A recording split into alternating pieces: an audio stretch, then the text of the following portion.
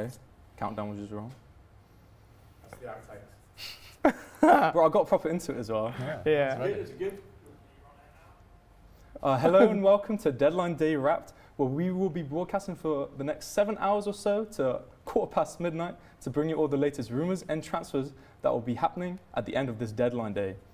We will also have some guests coming on to give us some important insights and ask some important questions. I'm your host, Robin Pryor, and I have here with me Joe Cooney, our football correspondent. Hello. And also our football news correspondent, Max Hackenbrosh, to bring us the breaking transfers and signings. And I do believe we already have, just 5 minutes before we came on air, a brand new signing. Max? Yeah, thank you, Robin. It's nice to be here with you. And yeah, it's like 5 minutes ago we had the loan deal of Armando Broja from Chelsea to Fulham for 4 million, and he will be there from now till the end of the season. Yeah, I mean, I was worried we weren't going to get too many transfers, but just before we were about to start, a couple of signings already happening, so I'm glad the transfer day is already, getting underway, right? Yeah, and I hope it will be like this, the whole 7 hours we are here, because we want a lot of movement. Definitely. And it seems that we are going to have it. So. Yeah, and of course, Armando Broja being an important signing for Fulham after they lost Mitrovic in the summer to the Saudi League. It will be important for them to finally plug up that strike hole, which they've been sort of missing out on throughout this entire season. So it's a big signing for them. It's what they've been looking for this whole window. I feel it will really make a good addition to the team. Obviously, he's been at Chelsea. He was on loan to Southampton, where he was able to make a really large impact there. So I'm sure Fulham are hoping for a similar type of impact on their team as he was able to give Southampton in that loan deal 2 seasons ago. Well, I'm glad we could start off the show with a brand new signing. Just to explain, we have a whiteboard here with sort of our top picks, top transfers that we expect or most likely to happen. As we have Armando Broja here, we're going to cross them out soon. But we've got some good picks already. But I say we just get into our list, our top players that we expect to get transferred in the next hour, maybe 2 hours. And the first name that I've got here is Ben Godfrey. He's looking to get signed to Leeds United. I think they're most likely looking at Ben Godfrey. Isn't that right, Joe? Of course, Leeds United went down last season. They were leaking goals a lot. So they're probably looking to tighten up that defence, of course, in the Championship now. In a sort of not exactly, they're fighting for that promotion right now. They're going up against Ipswich, obviously Leicester, miles ahead of everyone else. So they'll be looking for those sort of places. They'll be looking to move up the table there. And the signing of Ben Godfrey, obviously Everton player. We've seen him start on that team a bit. There's quite a few, obviously this season, not necessarily getting into the team. So he's more of a player who's sort of on the fringes of that Everton team now. So he'll add a lot to that Leeds defence, I'm sure. He's Premier League quality. You've definitely seen him play there a few times. He was able to help Everton in that season where they were struggling against relegation, not both 2 seasons ago and last season. So, he'll probably be Leeds' main priority right now. He's sort of the only player that they're really in for, so they'll be trying to get that deal done as the day goes along. We'll see if they're able to, obviously. But I can see him being a big impact there. I can see him making a difference in that Leeds defence.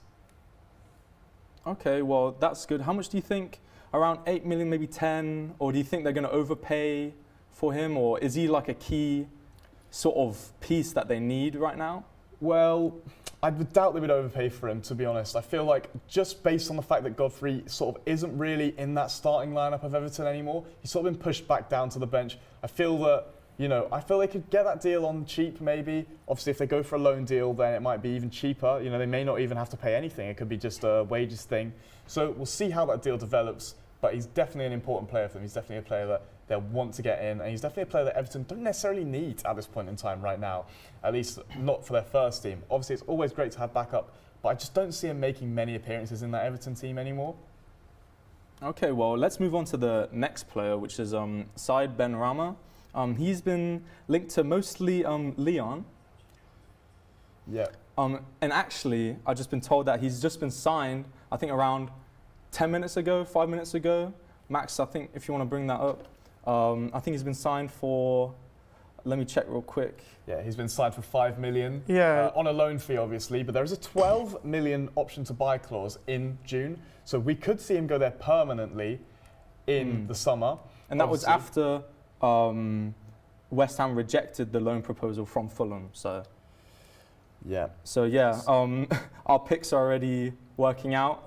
Already getting taken up. The transfer window's moving so fast today. But yeah, especially because he was very linked to Fulham earlier in the day. Obviously, Fulham now have their sights set on Brozier, so that's completely changed from their perspective. But yeah, Ben Rama, a fantastic signing for Lyon, really, who are really struggling in Ligue 1 right now. So, and he is one of West Ham's, he often comes on, you'll see him make a few appearances here and there. He's sort of a key player in that midfield, but not necessarily going to get in over players such as, Kudos or Paqueta. So I feel like it's a good move for him career-wise, and also a good move for Lyon, who need coverage in almost every position, really. So I feel like it would really, really bolster their squad, and hopefully can save them from the position they're in right now in Ligue 1. Okay, well, seeing as we covered two players, seeing as we got two players that on our board that we've covered, let's move over to our deals board to tick them off, I'd say. So yeah, we also have to, two signings already massively happened. So we're expecting more and more to come through. Yeah, we've got Armando Broja already signed, and we've got Said Benrahma. So that's already. Damn, I was worried that this board was going to look a bit empty, but I'm glad we've already got two crossed off, and hopefully we get some more. Yeah, of course. So let's just keep moving on to the next player, Callum Wilson. Obviously, Coventry born and bred, so he's mostly linked to Arsenal, but I'm not quite sure if he's going to move there. I think more likely just to stay at Newcastle. Yeah, a move that's definitely in doubt right now. Obviously, Arsenal don't have a large amount of funds. He's a massive player for Newcastle, one of their top ever scorers, and already 7 goals in this season. So he's already making an impact. Though he is playing backup striker to Isaac most of the time, I doubt they'll sell him. Obviously, Newcastle do sort of need to sell certain players. They've got to do a bit of balancing in the books. Obviously, with that new FFP coming in, really hard coming down on clubs. We've seen like Everton and Nottingham Forest with those inquiries there. But yeah, I think for this transfer window, I don't see him moving. Yeah, I mean, Newcastle do have a lot of other players they're looking at transferring, signing. But let's move on to Karim Benzema, where he's looking to get out of the Saudi League, looking to most probably join the Prem. There's quite a few teams looking at him. Manchester United, Chelsea, Arsenal, all sort of gunning for him. Joe, I'm not sure who your top pick is for that. Well, my top pick, to be honest with you, is for him to stay. I don't see him leaving the Saudi League, despite the fact that I could see him leaving in the summer maybe, but right now he seems he seems relatively comfortable there. He's got 9 goals, 5 assists there. Obviously, the quality of the league comparatively to where he was playing, massive Champions League star. But for me, I just don't see him leaving yet. Obviously, representatives of the club have been saying that he won't leave. They've been saying that he's happy there. He himself has been rumoured to be saying that he wants to leave. But as of now, it doesn't look like there's many clubs looking to move for him, despite the fact that he is looking to move to a bunch of clubs. So we'll see if he does end up managing to force a move through. But right now, it's in doubt for me. I also agree with Joe in this, but you said the most interested clubs are from the Premier League, but also there's the option he in summer changed to his first team where he grew up in Olympique Lyon. That's true. And it would be a good movement for him to go now to help the club. But do you see him more leaning towards Lyon, or you think Premier League is what he wants? I think in that case it really will depend on the contract they will offer him. Who's got the most money? Yeah. And of course, Lyon already having Lacazette as their striker there. I think who he's replacing. Also, I think he has a couple of more years on Champions League level for playing, and he has more options to go to Man U or to Chelsea instead of to Lyon, and then by the finish of his career going back to his former club. Yeah, well, we'll definitely see. Yeah, I mean, that would be a big signing. I mean, I think you see a lot of the time players might wait to move into summer, and I think that might be with Benzema. So we'll have to keep an eye on him, and then we'll move on to next player that I think has great potential of being signed is Joshua Kimmich. Linked to moving to Manchester City and Liverpool. I see him moving to City. I think that will happen. Well, obviously, City generally, you know, they do make signings all the time, honestly. You'll see them buying players here and players there. Ones they don't even necessarily need. Obviously, we saw Calvin Phillips earlier leave the season, the man who barely made any appearances at the club. But Joshua Kimmich, already 15 appearances for Bayern Munich this season, a goal and 3 assists. Playing from that defensive midfield position, he makes a big impact on their team. I doubt that he'll leave, to be honest. I see him as more of an important player to that Bayern Munich setup. And considering where they are now, obviously fighting for that title against, Leipzig. So it'll be a big loss. It'll be a big loss, especially because they're in, a title fight. Something that they're not necessarily used to. Obviously, last season they came close to losing out to Dortmund. But to me, I feel like he's too important for them to lose right now. I feel like they need to keep their players. Similar story with Alphonso Davies as well. I feel like they need to keep their players right now. I feel like they need to keep a cohesive unit, see if they can go further in that Champions League and also to secure the Bundesliga. Yeah, that's completely true. And also, why would City sign him? They have already Rodri, he's top level now. And also, last year already, Kimmich was linked to FC Barcelona. And now that Xavi announced that he will leave the club after the end of the season, and one of the top candidates to replace him is Hansi Flick. Oh yeah. Maybe it was something that could motivate Joshua Kimmich to change to Barcelona in the summer with his ex-manager and also with his friend Lewandowski. Yeah. I see a more possible chance to this than to Man City. Yeah, I think that's a great point, honestly. So, yeah, we'll have to see if he does end up moving to Barca later in the year. So, another big name that I want to move on to is Mbappe. I feel like every transfer, he's, his name crops up. Yeah, of course. Every Where's time he moving and to? always to Madrid. It's Always, that's the the non-finishing rumor, isn't it? story. Yeah. And if it's not this last hours of the transfer, would be in summer for free, definitely. I would But 90% discard an option. do you think he's just going to re-sign to PSG again, or No, is he? I don't think so. You think he's going to move? Yeah, Where to? to Madrid. Obviously. Madrid. Yeah. That would be a massive signing. I mean, I saw also the last days that he could go to Barcelona, but Barcelona have no money to sign him right now. So Madrid is the first option, and it's so many years here already, and I think it's gonna be. He's not gonna do again this.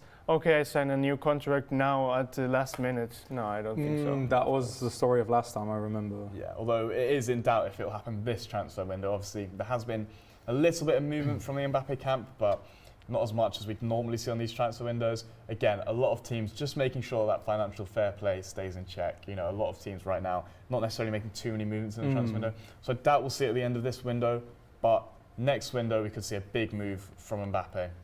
I think although this window may have been more quiet, I think that'll make the next one a lot of bigger moves, right? Yeah. As we're talking about Mbappe, Benzema, maybe even Kimmich. Yeah. So And also he has been saying a lot of communiques and quotes this last half year, where he, for example, the one they asked him for playing the Olympic Games, and he said, if my job boss at this moment lets me, so letting a bit in the air if his boss will be PSG, if it will be another club. So I think this year is the year. Of course. yeah, well, I think moving on then to our next player, unless I think we have a guest coming on in a minute or so, so I'm going to have to listen in, see when he joins. But until then, let's move on to the next player, Xavi Simons, who's very linked to Arsenal. Yeah, of course. Xavi Simons playing there for RB Leipzig. He's been an important player for them. 5 goals, 7 assists, 15 appearances already this season. So obviously a big player. Arsenal, looking at him, he plays in that sort of winger position, a position which Arsenal do need some level of coverage with. Obviously with Saka there, they have obviously their starter, but a good rotation player would be sort of necessary for them if they really want to challenge for these titles.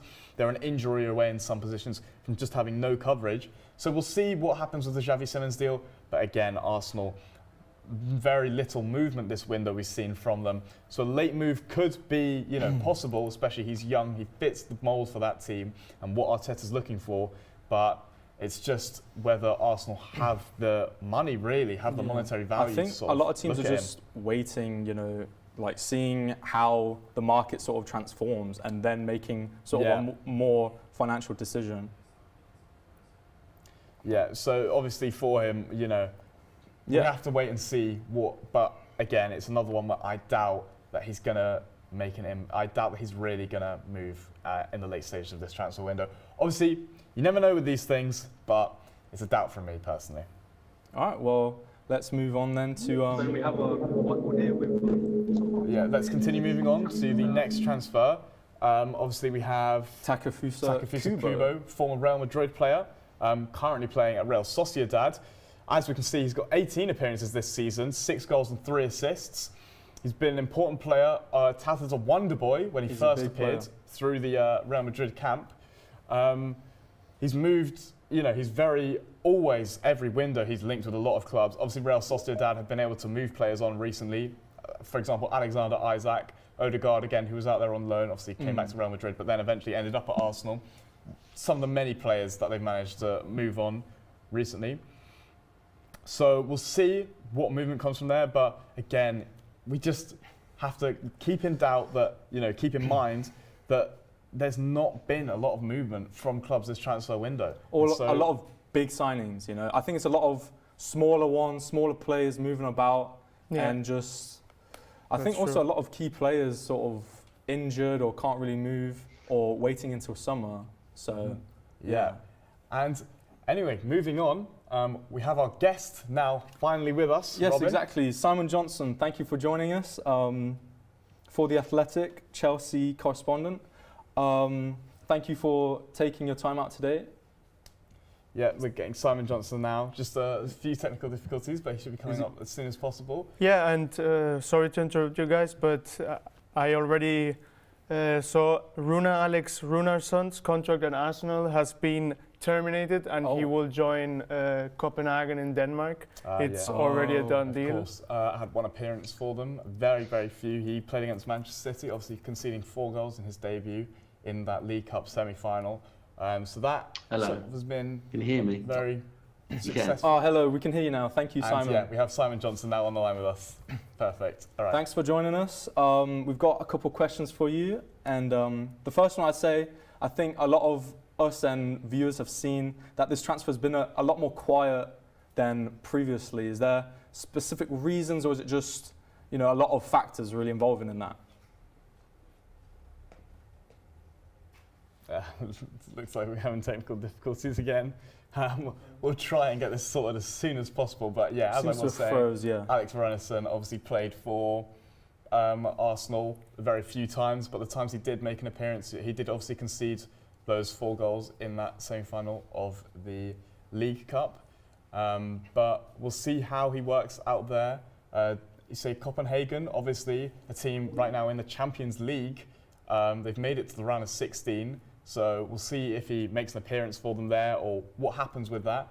Not necessarily sure what's happening with the technical difficulties right now, but we'll keep the show going. And also Copenhagen is a really good team for young people to go and get their minutes there. Hello, Simon, can you hear us? Okay. Well, we'll be continuing to sort that out. We're just struggling with the screen right now. We can move on to our next player if you want. Well, I mean, I feel like we need to talk about just how important it is for a young player to develop at leagues like, obviously at leagues like, at clubs, like Copenhagen. It's often that we see players develop in these lower level clubs necessarily. Obviously a team that's fighting for the title, so he'll be involved in a lot of, top level play. He's still young, so we'll see where he ends up. We might see a return to the Premier League if he's able to make it. But yeah, we'll see if, he eventually moves on from there. We'll see if he can build himself back up, or we'll see if he stays there or what. We'll find out soon enough. But yeah. So we now have Simon Johnson on the line. Simon, hello. Thanks for joining us. Pleasure, guys. How are you doing? We're doing great. thanks for taking some time out of your day. And yeah, we just got some questions for you about the transfer deadline day. I'd say the first main big one is a lot of people are seeing that this transfer has been a lot more quiet recently. Is there a specific reason for that, or is it just a lot of things going on with that? Well, firstly, guys, it's been quite refreshing, actually, especially as someone that reports on Chelsea for The Athletic. I'm usually used to Chelsea doing all sorts of business, so for me, I've actually been able to enjoy January for a change. Only in the last half an hour have we had clarification on Armando Broja about to join Fulham on loan, and it says a lot that this is the kind of deal that's been going on deadline day, but also just throughout the window. And what it suggests, guys, is that there isn't much money in the game at the moment, in the sense that profit and sustainability rules is definitely something that all the Premier League clubs are understandably really wary of, especially in light of how Everton and Nottingham Forest have been charged with breaking those rules. So that's one reason. You've also got to look abroad. The fact that Saudi Pro League haven't really done much business, and there isn't much money in Europe either on the continent. The big traditional clubs that might sort of be in the past looking at players in the Premier League, they simply can't afford them. Two reasons: one, the transfer fee, but also the huge wages that a lot of the Premier League players are on. And so that's why you've got this kind of sort of. This is one of probably the quietest January transfer window I can remember for many a year. Yeah, and do you think that financial fair play will continue to be an issue going into the summer transfer window and further transfer windows in later seasons, or do you think it will mainly revolve around this specific one? Oh, there'll definitely be a lot more activity in the summer. I think this is also clubs sort of keeping their powder dry, or keeping the money that they've got stashed behind the back of the couch, ready for the business they really want to do in the summer. Of course, that will end a 3-year cycle. Clubs are allowed to make a loss of 105 million. So once that sort of handicap is taken away from them, they can start spending in. But I still think that profit and sustainability rules are going to be constantly on clubs' minds because of, as I've already mentioned, the fact that it's finally being shown that there are going to be consequences if you break these rules. Okay, well, having said all that, has there been any surprise signings or signings that you thought would happen that didn't? Is there anything that surprised you this transfer deadline? I think not so much the deadline. I think because basically hardly anything's happened. Yeah, that's fair. But Timo Werner, I think, coming back to the Premier League was quite a surprise for me this month. I had the delight of watching him at Chelsea for 2 years, and he really struggled. It's not as if he's gone to Red Bull Leipzig and done any better. In fact, his goal return, I think he'd only scored a couple of goals this season before he joined Spurs. But Postecoglou is clearly thinking that he can get a tune out of Werner, and he's actually made a pretty good start to his Tottenham career. One thing that he's always been blessed with is pace, and that helps with assists, but I still wouldn't back him if he's with a one-on-one with a goalkeeper. I still think he'd somehow contrive to miss. In fact, even without the goalkeeper there, I still think there's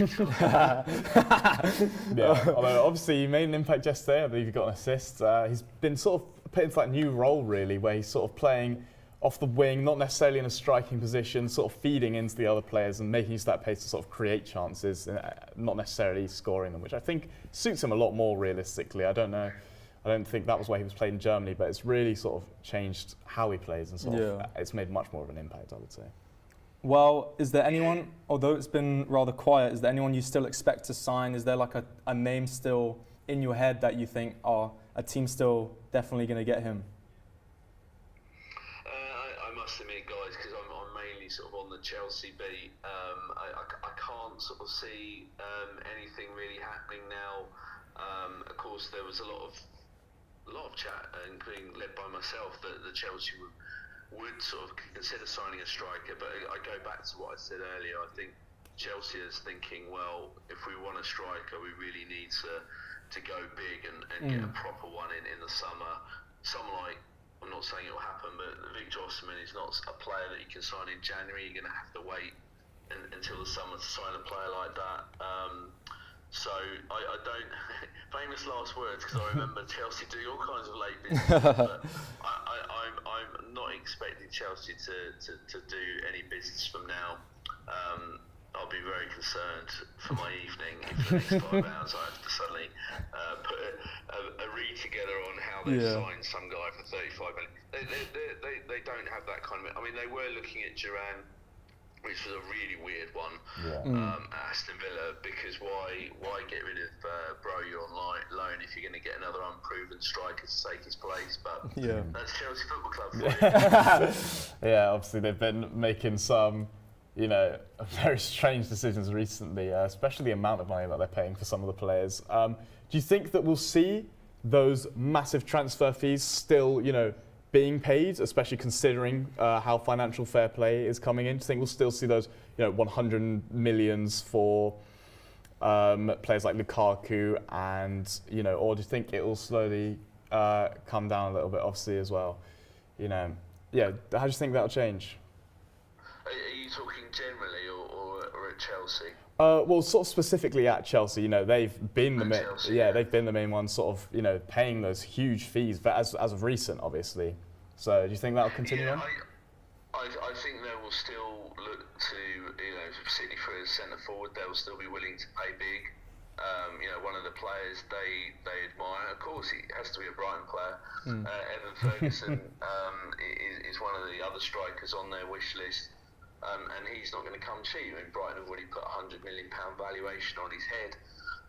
So Chelsea are prepared to still spend big. I think the amount of signings, no famous last words, but I think the amount of signings will come down because they'll sort of think that, okay, we've splashed out heavily for 18 months, 2 years. We've got to try and even they've got to start looking at their finances a little bit. I mean, we're seeing evidence of that this month, but I just think the sheer amount of players and deals that they're doing is going to get a little bit smaller, but still expect a lot of outgoings as well. Yes, they haven't sort of got the sales in this month that they thought they were going to do, and that was part of why Chelsea have been so quiet, is that they would have spent more if they'd have got the fees they're asking for Conor Gallagher, Maatsen, Trevor Chalobah and Armando Broja. It's not happened, but those guys will all be up for sale again in the summer, and so that automatically, if you sort of think off the top of your head the kind of money that they want for these guys, between them it's going to be well over £100 million, and they'll reinvest that money straight back into players coming in. Yeah, well, how things have been going, probably just a single player coming in if it's only 100 million. Quite possibly, but don't underestimate Chelsea's desire to sign some 19, well, perhaps 19 is too old, 17-year-old Brazilian guy that you've never heard of, that will come and join and be the next best thing, like with all the other next best things they signed. Of course, Enzo Fernandez, obviously one of them, but he did prove himself slightly in that World Cup, but I think that's all the questions we had for Simon. Thank you very much for coming on to talk to us. It was very insightful. My pleasure, guys. Thank you, Simon. Thank you very much. Cheers. Well, that was Simon Johnson from The Athletic, obviously Chelsea correspondent. And, I think that's what we were talking about with these financial fees and penalties put on the teams. It's really affected this transfer, and not just this transfer, it's going to affect everyone from now on. Yeah, and of course, Chelsea especially have been big spenders very recently. Yeah. Obviously, they bought in Enzo Fernandez for 120 million. That was only last January window. So a massive move in a January window, which was almost unprecedented at that time. Something that was really shocking, but they haven't made hardly any movements this window. Obviously, selling Broja is sort of really their first involvement in this transfer window, and they're in recent times have been one of the main players every sort of window. We hear about what Chelsea are doing, who they're signing. So I think the lack of Chelsea's movement sort of sets the precedent for how we should view other clubs. Clubs that don't necessarily make as much transfer movement you can see now that it's generally going to be sort of a dry January for a lot of clubs, and I think that is proved by Chelsea's lack of involvement, and again Manchester City, another club who make a lot of signings. Not only does it affect the top clubs, obviously with the most money, it affects these smaller clubs a lot more because, typically they're looking to sign some key players, but now maybe they have to wait, or they sign one less player, or they have to wait a transfer window. Like he said, save up their money a bit. Yeah, well, of course, Everton, not to say they're a smaller club, or Nottingham Forest, of course, two massive clubs support-wise, but in recent years haven't been able to find their place up the league.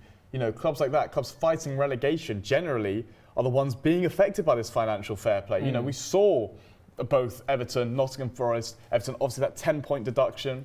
Nottingham Forest, they're under investigation now. They're looking to give maybe another 10-point deduction to Everton. And these are big penalties. Exactly. So I think it's really showing how this financial fair play is affecting not only the large clubs who can generally sort of get away with it, but the smaller clubs are really, really showing, with unable to spend unless obviously outside of outgoings, they're really unable to involve themselves in this transfer window. I think that's mainly down to sort of the fear that financial fair play has put into these clubs. But I do believe we have some breaking news from Max. Yeah, Max. Yeah, that's right. While we had Simon here for our special guest, we missed 5 minutes ago. It was official that Ekitike, the striker from PSG, has agreed to go for loan till the end of the season to Eintracht Frankfurt, and with a buy option for £30 million. Yeah, well, obviously, the former PSG striker there, I mean, he wasn't really getting into the team over Kolo Muani. I'd say that he was really. Pretty, pushed out in that regard. PSG, obviously, with an abundance of quality in that team. We saw them in that Champions League. Qualifying there. It's really difficult to have minutes as a forward in PSG with Dembele, Mbappe, Kolo Muani, Asensio now too. You have to be a real talent. And Eintracht Frankfurt is a perfect club to go and grow up as a football player. He is really young. And to be more of a star player as well. Because like you mentioned on PSG, even if you're talented but you're a younger player, you can't be that star player. You have Mbappe there.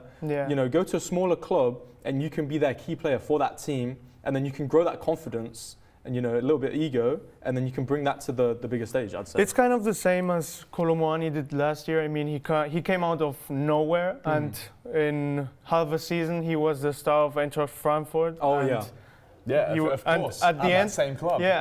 And at the end, they sold him for 90 million euros. Yeah, and especially, you saw the impact that he made on that World Cup there, playing up front for France, obviously scoring against Morocco, and obviously getting that chance that fell to him in the last seconds, that fantastic save by Emi Martinez. But, we can see that this is a place where people can grow and, they can change as players, they can improve massively. And that 30 million buy clause is so high because they can see that he does have that potential, he does have that quality in him. And so they necessarily might want him back. They'll see obviously how he performs out there. I do think if he performs well, they'll be willing to spend that 30 million, I'm sure. Just give away players for free, right? I think the Bundesliga is for young players the best league you can go.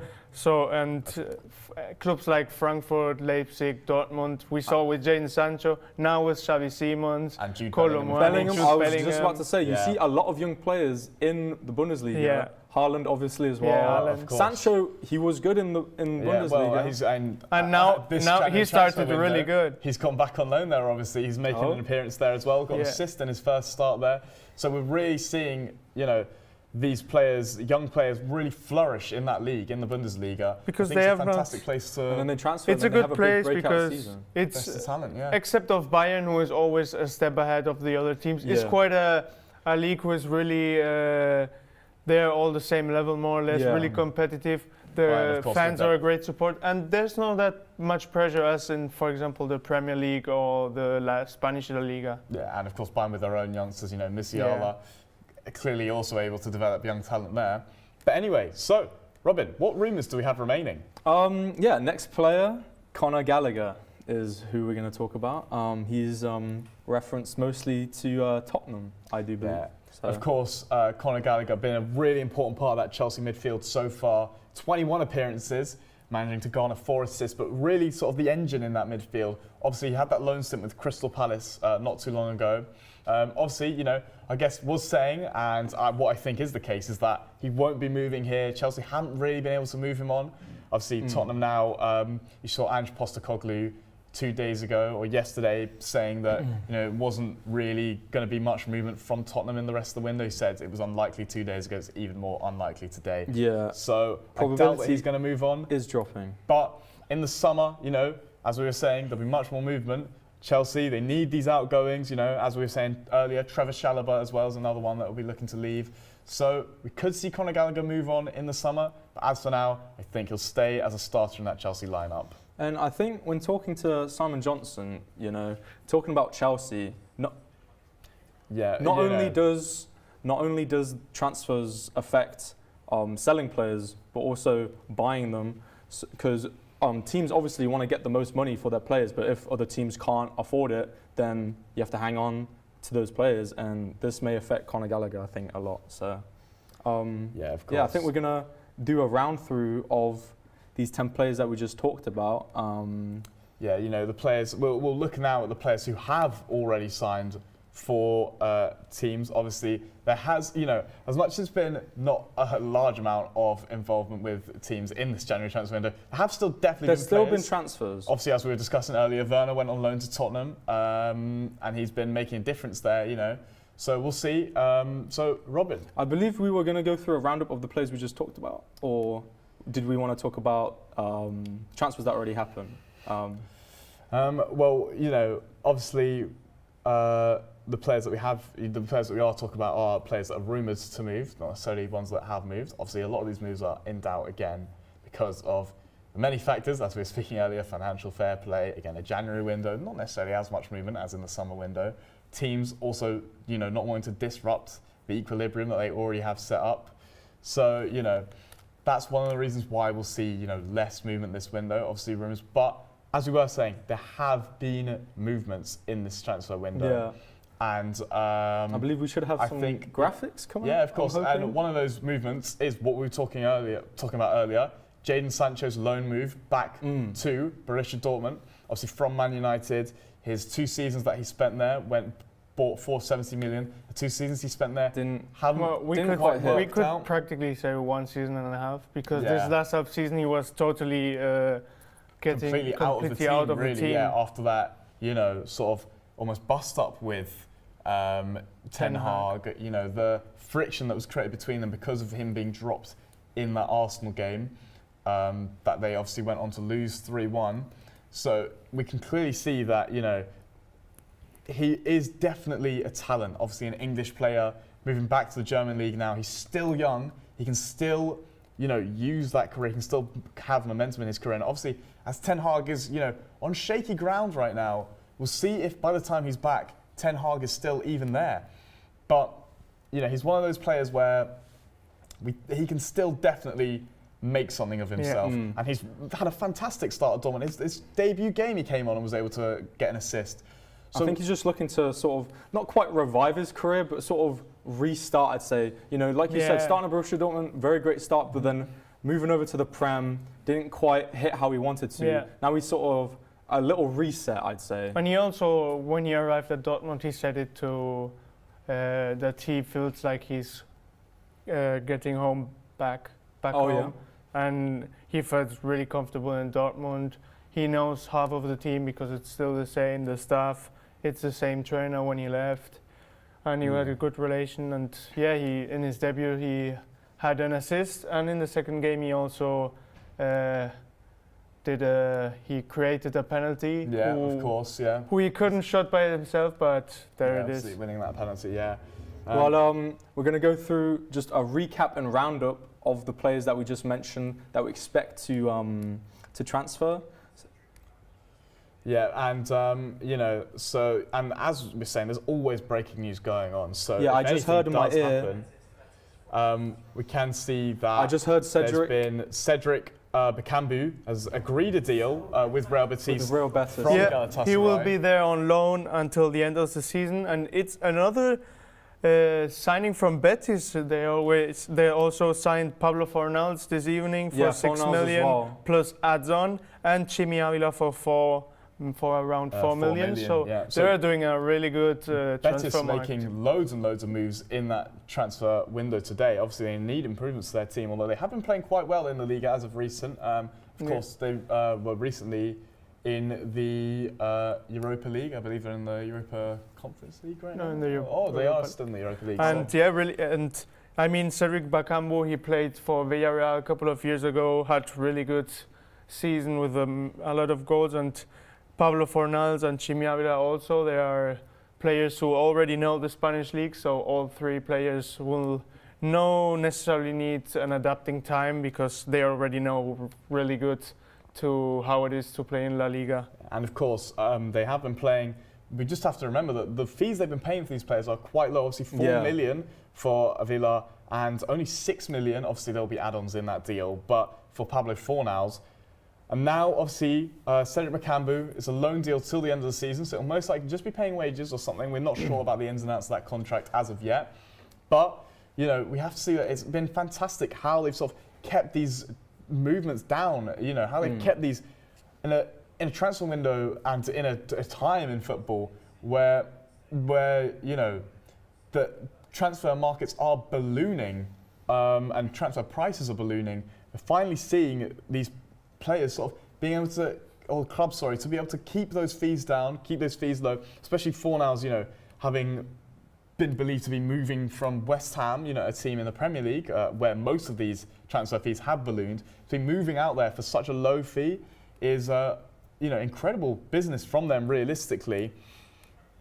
Although we have been given information that he is at the London Stadium, so he may not be moving. But Fabrizio Romano has, generally is normally correct. So I doubt that he'll be wrong. But we have to keep that in mind. We'll but see. we do also have to remember that Spain isn't too much for a flight away from London. Only about 2 or so hours, if even that. So, not necessarily 100% done on that deal. Obviously, Betis haven't necessarily closed any of the 3 deals that we're talking about right now. There's still obviously things that we need to do. But we need to, but it's definitely important for them to close those deals in the final few hours. As we said, 5 hours left. Still in 5 the window. hours, so keep very possible for them to sign him, especially By the because way, he's I only a have flight away. New information for you guys. It's not a new signing, but Galatasaray has agreed a new deal with the youngster Georgi Sudakov until December 2028. But the great thing about this is he gets a release clause for 150 million euros. Yeah, of course. Someone who's really proving to be a talent really there, and someone who people will be looking in. It's a name to remember, as they would say. Obviously, Shakhtar have produced wonder-kids like that before. Like we look at Douglas Mudryk Costa as well, who was able to go for 120 million. So, they've been sort of a production machine, really, for these youngsters in recent years. And even now that it's being tough times for them, they are still doing good in their Ukrainian league, and also in Europe they are going still really good. They ended up going down to Europa League, if I'm right. Yeah. And last year they did a good role there too in Europa. So they really have players that have a high value, and they are every year having near great signings. Yeah. Now, Nottingham Forest have already, signed Matt Sells. They already covered that goalkeeper position, but now they're looking into the Ajax player. It's Akpom, someone who they're looking to sign. Obviously, we'll see how that story develops. We can't be sure because he is sort of a key player in that Ajax team. He's someone that they're generally, starting a few games. They're playing him consistently. So we'll see how that deal develops. But they're looking into him. It's one to keep your eye on. It's not necessarily 100% confirmed. There hasn't been, a deal presented or anything like that. They're just speaking in terms right now. They're just looking into it. But we'll see how that deal develops. We'll see how things go on that front. Well, before we move on, let's do just a quick roundup of the names, the players that we just mentioned that we think are gonna sign. Obviously, we've crossed off Amanda Broya and Said Benrahma. I don't think no one else on our board, sadly. Do you think any of these names here, gentlemen? Do you think any of these will sign at the end here? We've got Kimmich, we've got Xavi Simons might be a good shout. I'm not sure. Yeah, what do you guys think? Well, to me, I don't see many of those players moving. No. To be honest with you, I honestly doubt it. These are players that are important for their clubs, for the majority of them, or players that if they are going moved on, I see them being moved on more so in the summer window. I mean, to the this most window. possible option I see is David De Gea. He don't have any clubs in summer, so he really would be interested. He should be interested in joining any club because he has a lot of clubs want him. It's a top goalkeeper for free, and I hope he will get to have a deal until the end of this 5 hours we have left. And if not, he will have to wait until the summer to sign for any club. Yeah, and we earlier. just got news that Palace have finally now announced Adam Wharton as they've signed the £22 million deal there. Crystal Palace signing him from Blackburn Rovers, so that'll be a big addition. That's a pretty to them. big signing from what we've seen. We've seen like less than 10 mil, 22 mil.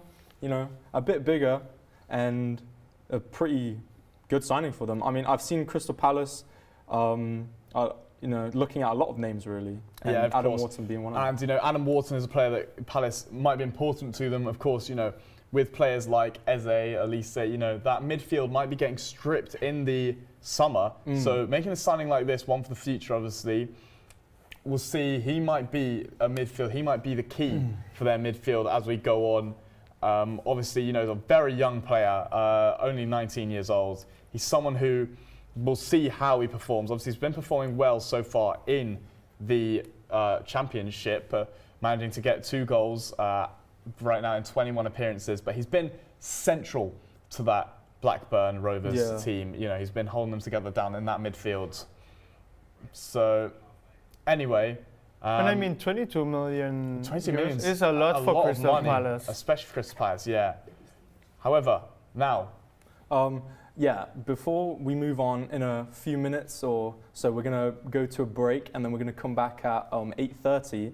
But we're going to move on to the biggest deals in previous years. Yeah. And we have for you also starting 11 with the best transfers we had this. The best transfers that we've had this January, Yeah. just a team 11 of them, to show you just sort of the players that we have seen and such. But yeah, I think. And it's quite interesting. They have a good good 11. So we'll continue on. We'll see how the stories develop, obviously. But we are going to go to break. Obviously, the last news that we have right now is that Fornals isn't with the squad right now. So we could see that deal happening. Very likely. It's looking likely. Real Betis will be trying to sort that out. We'll see, how that deal develops. I mean, we'll see after the break if that deal will be done or not. I'm sure we'll know. So we're gonna head to a break. After we're gonna have a big interview, and we're gonna cover the top transfers. And we'll see you in 2 hours. All right, goodbye. Thank you. Thank you.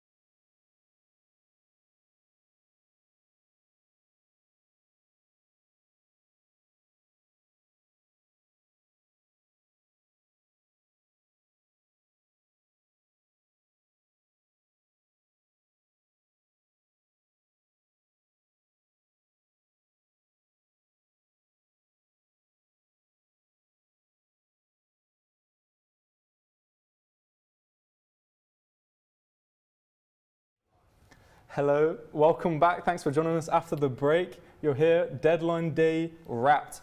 I'm still your host, Robin Pye, and I've still got Joe with me in the studio. Hello, guys. Max will be joining us later when there's breaking news transfer, so keep watching for that. And in about 15 minutes or so, we've got a guest lined up, Jonathan Norcroft.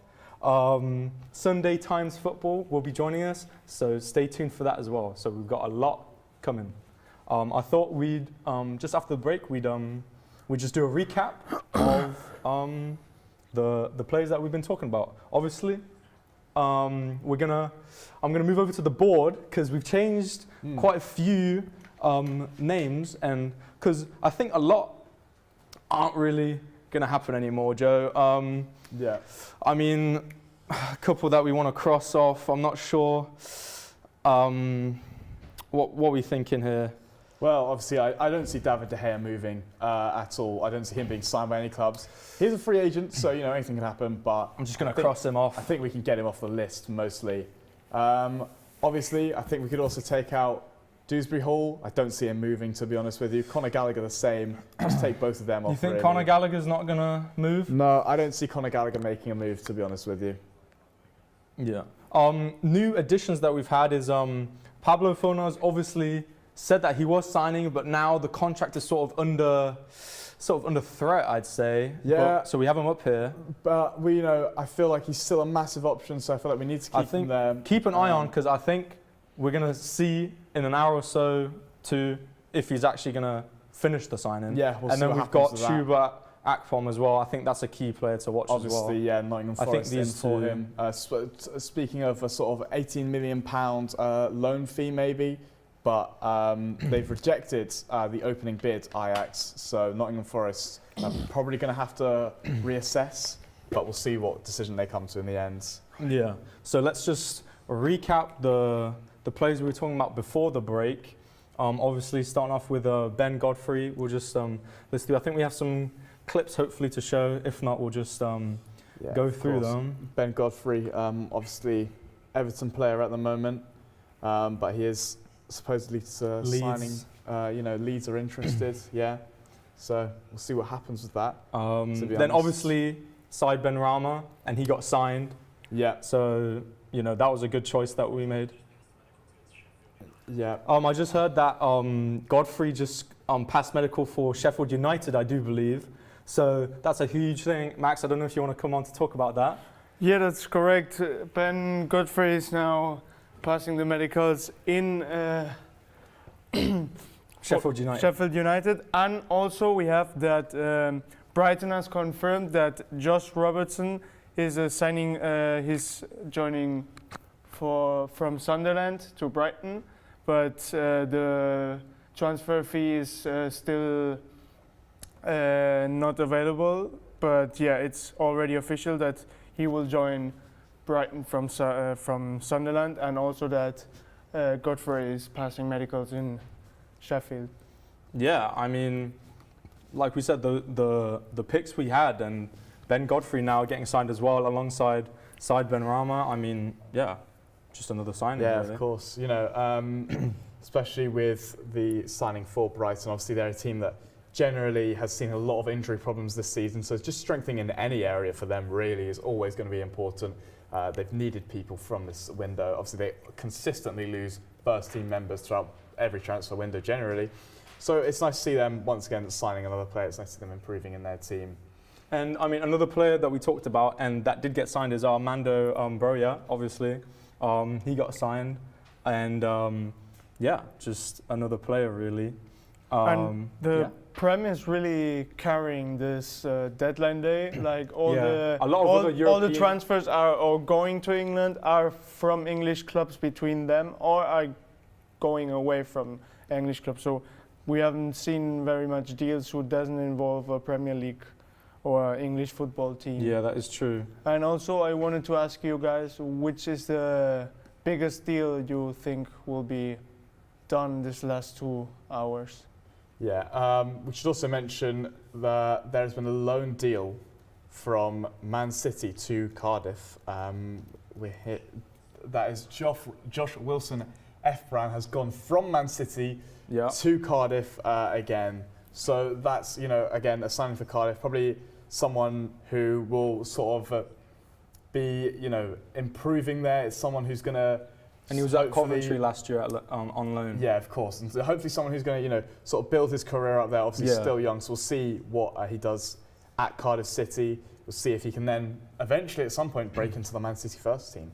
But yes, that's a loan signing there. Yeah, and recapping the other players, obviously you mentioned that the Prem was carrying a lot of the transfers. The next player that we did talk about before, Karim Benzema, is one of those, obviously from international, that is probably not going to happen. Is rumoured to come to the Prem, maybe even Lyon, but it's just, I think, more waiting until the summer. I think we see that a lot now. Definitely. Same with Mbappe probably. If he won't re-sign, gonna have to wait until summer. June his contract ends. Yeah, wait and see who bids for him. It's not that common seeing big deals done in the winter transfers. Like usually all of them wait till summer. And it's not the normal thing. See transfers like Coutinho, 440 million, or last year Chelsea signing Enzo Fernandez. Yeah. And Modric was winter too, right? I believe so. Yeah. Modric was in winter. Yeah. So it's not common. It's not super common though. No, obviously. But yeah. So we are seeing. That as we're speaking, Ben Godfrey, who's signed for Sheffield United, and also the Everton player Mason Holgate, both have signed. With New Era. Yeah, they're both from the agent, New Era, so from that agency. So it's a big night for New Era as an agency, obviously managing to move on two of their players. Two players who were out of the first team, probably going to get now important roles in there, probably going to move into a first team position. So it's clear that it's an agency that's moving their players on. So it'd be nice to sort of keep an eye out for any other players who are underneath that agency, obviously. And yeah, so we need to, but it's a big movement from these, agency. It's a big movement for these two players as well. Finally getting, they'll probably be getting much more first team football this season than they were at Everton. Obviously, they've been moved to the fringes of the team. So we'll see how that move works out for both of them, and we'll see if there's any more movement from that agency tonight. Yeah, I mean, other names that we did mention earlier that might happen, that I'm hoping to happen, you've got Xavi Simons, you've got Takefusa Kubo, you've got Joshua Kimmich, I think less likely. But Xavi Simons and Kubo will not be like the big deals, but it are like from options we have, it's one of the most best players. They could have a move to any other club, and they will be starting 11 in many of the big in Europe. So if anything could happen, I would say Xavi Simons or Takefusa Kubo could definitely be the surprise of the night. A big rumour coming in, by the way, Jesse Lingard, of course, former Manchester United and Nottingham Forest player, West Ham loan in there as well, is rumoured to be moving to a South Korean club. We're not sure which yet, but we will bring you updates as soon as we can. Again, only a rumour. I did have my eye on him. Lingard there, been someone who's been trying to get a move throughout the season. Obviously, earlier offered himself to Barcelona. They didn't make a signing for him. Yeah. But we'll see how that move develops over the course of the night. If he is able to get that done through, we'll see what happens there. Yeah. See, I believe Jesse Lingard out of contract at the moment. Definitely. So. Yeah. So I will see you later with more information. Hope to see you soon. That means the night keeps moving on. Yes. Thank you very much. Anyway. Yeah, I hope Jesse Lingard finds a team, obviously no club. It'd be good to see him again with a team and happy, Obviously, I think it's not on. We can move on, do some player v player analysis just before our guest in about 3 to 5 minutes. Mm-hmm. So we can bring up the first comparisons we have between two players. I'm hoping it comes up on the board. If not, we'll talk about something else. Of course, yeah. Give it us. If we're able to get a player comparison up at any point. But yeah, so here we have Okay, maybe the graphic isn't quite working. I think there's a bit of technical difficulty there. Hey, Not 100% sure who came how do on this, but I can't hear you. through maybe he's this. moved. Who knows? Like, I don't know. If, I think it's he's off. definitely not playing for Arsenal. I We can can say talk that about much other for sure. players. Caden Rodney, of course, being a Crystal Palace player, so I'm not really sure what's happened there, but we'll see. Obviously, other players we've talked about, even mentioned, you've got Callum Wilson, maybe even Ivan Toney, some of these names that may be less likely, but, you know, in the Prem. Of course. So, yeah, there's many different players that could be moving over. We're not getting any sort of information right now. Obviously, there are Premier League games going on at the moment as well, must remember. So any team that's sort of playing now, you would expect them not to do as much business. You know, teams. But yeah, so we'll see what happens there. See if there's any movements in the transfer window from teams outside of the ones that are playing. Yeah. Obviously, and there are, you know, obviously transfers that we've already reported on going on as well. As you said, Brighton, you know, signing Josh Robertson from Sunderland. Yeah. There's also no deal in place. Currently, a deal has been off between Valencia and Seville for Rafa Mir. That was very heavily rumoured. This is something we thought was going to go through, but, you know, obviously hasn't managed to go through. So that's a deal that's completely fallen apart. Alternatively, though, we do have information coming in about a completed medical. Ian Poveda has completed a medical from Leeds to Sheffield Wednesday. So obviously Sheffield Wednesday struggling right now in the Championship. Yeah. So we're hoping that he, you know, can improve their team. They'll be hoping that. They need strengthening in almost every area of the pitch. So we'll see what happens with that. But he's completed his medical there, so he should be announcing them very soon. Obviously, Birmingham were linked with him as well. They would be looking for him. Two teams both struggling in that Championship. So Sheffield Wednesday will be ecstatic. They've managed to sign him. And yeah, Birmingham, who haven't done much this transfer window, have made an abundance of movements, missing out there. So, you know, one name we haven't quite mentioned, Jacob Ramsey. Do you think he could sort of be in the mix here? Well, of course, you know, Jacob Ramsey, Aston Villa midfielder. We'll see if there is any movement from him. I do have my doubts. Again, I just don't see, you know, I just don't see it happening. It's one that he was linked to Tottenham. Again, we know Ange Postecoglou said that he doubts Tottenham will make any moves in the transfer window right now. So it's, you know, Newcastle might be seen as well, but the likelihood might be a bit low on that one. I'm not sure. Yeah, of course. But we have to remember that Newcastle, again, aren't able to really make any transfers right now because of financial fair play. Yeah. Unless they move players on. And as we saw, you know, Callum Wilson, they haven't moved him on. They haven't been able to move on Almire on. So, you know, again, it's just financial fair play. It has really made a big impact on this considerably transfer. affecting this Everyone's transfer window. Compared to last transfer window deadline day, we saw, you know, people fighting over Mudryk, Enzo Fernandez. Those are just two Chelsea signings, obviously. There was a lot going on. Whereas comparatively, it's been a struggle for Premier League teams, honestly, to just even buy anyone. And it's not just across the whole country. And it's not just the reduction of prices; it's the reductions in the amount of players as well. You know, obviously before you saw these big signings, you know, for hundreds of millions, and now not even less, just players just waiting for the next signing, maybe in summer, maybe for the next transfer. You know. Yeah, of course. So, you know, the next transfer window, you'll probably see a lot more movement. Again, financial fair play will still prohibit that a little bit, but I think the movement will be much more free compared to now, where people are just under, you know, just under the scrutiny of financial fair play, like we saw with Everton and with Nottingham Forest, obviously. So we'll see what happens there, you know. But previous deadline transfer windows, we've seen just some insane buying, especially in January. You know, we've seen just some crazy moves, like obviously Mesut Ozil. Yeah, that's a big one. You know, went from Real Madrid to Arsenal on that deadline day, and one of the most famous deadline day signings probably. Obviously last year we saw Mudryk and Enzo Fernandez both make their moves, huge money moves there. So, you know, deadline day and in the January transfer window does sometimes offer up some fantastic signings, but this one seems to be a lot quieter than the regular. Obviously, our interview should be any minute now with Jonathan Norcroft, but you just mentioned like previous signings. Obviously, like you had some big ones. You've got Philip Coutinho, like for 135 million to Barca. There's just huge ones there.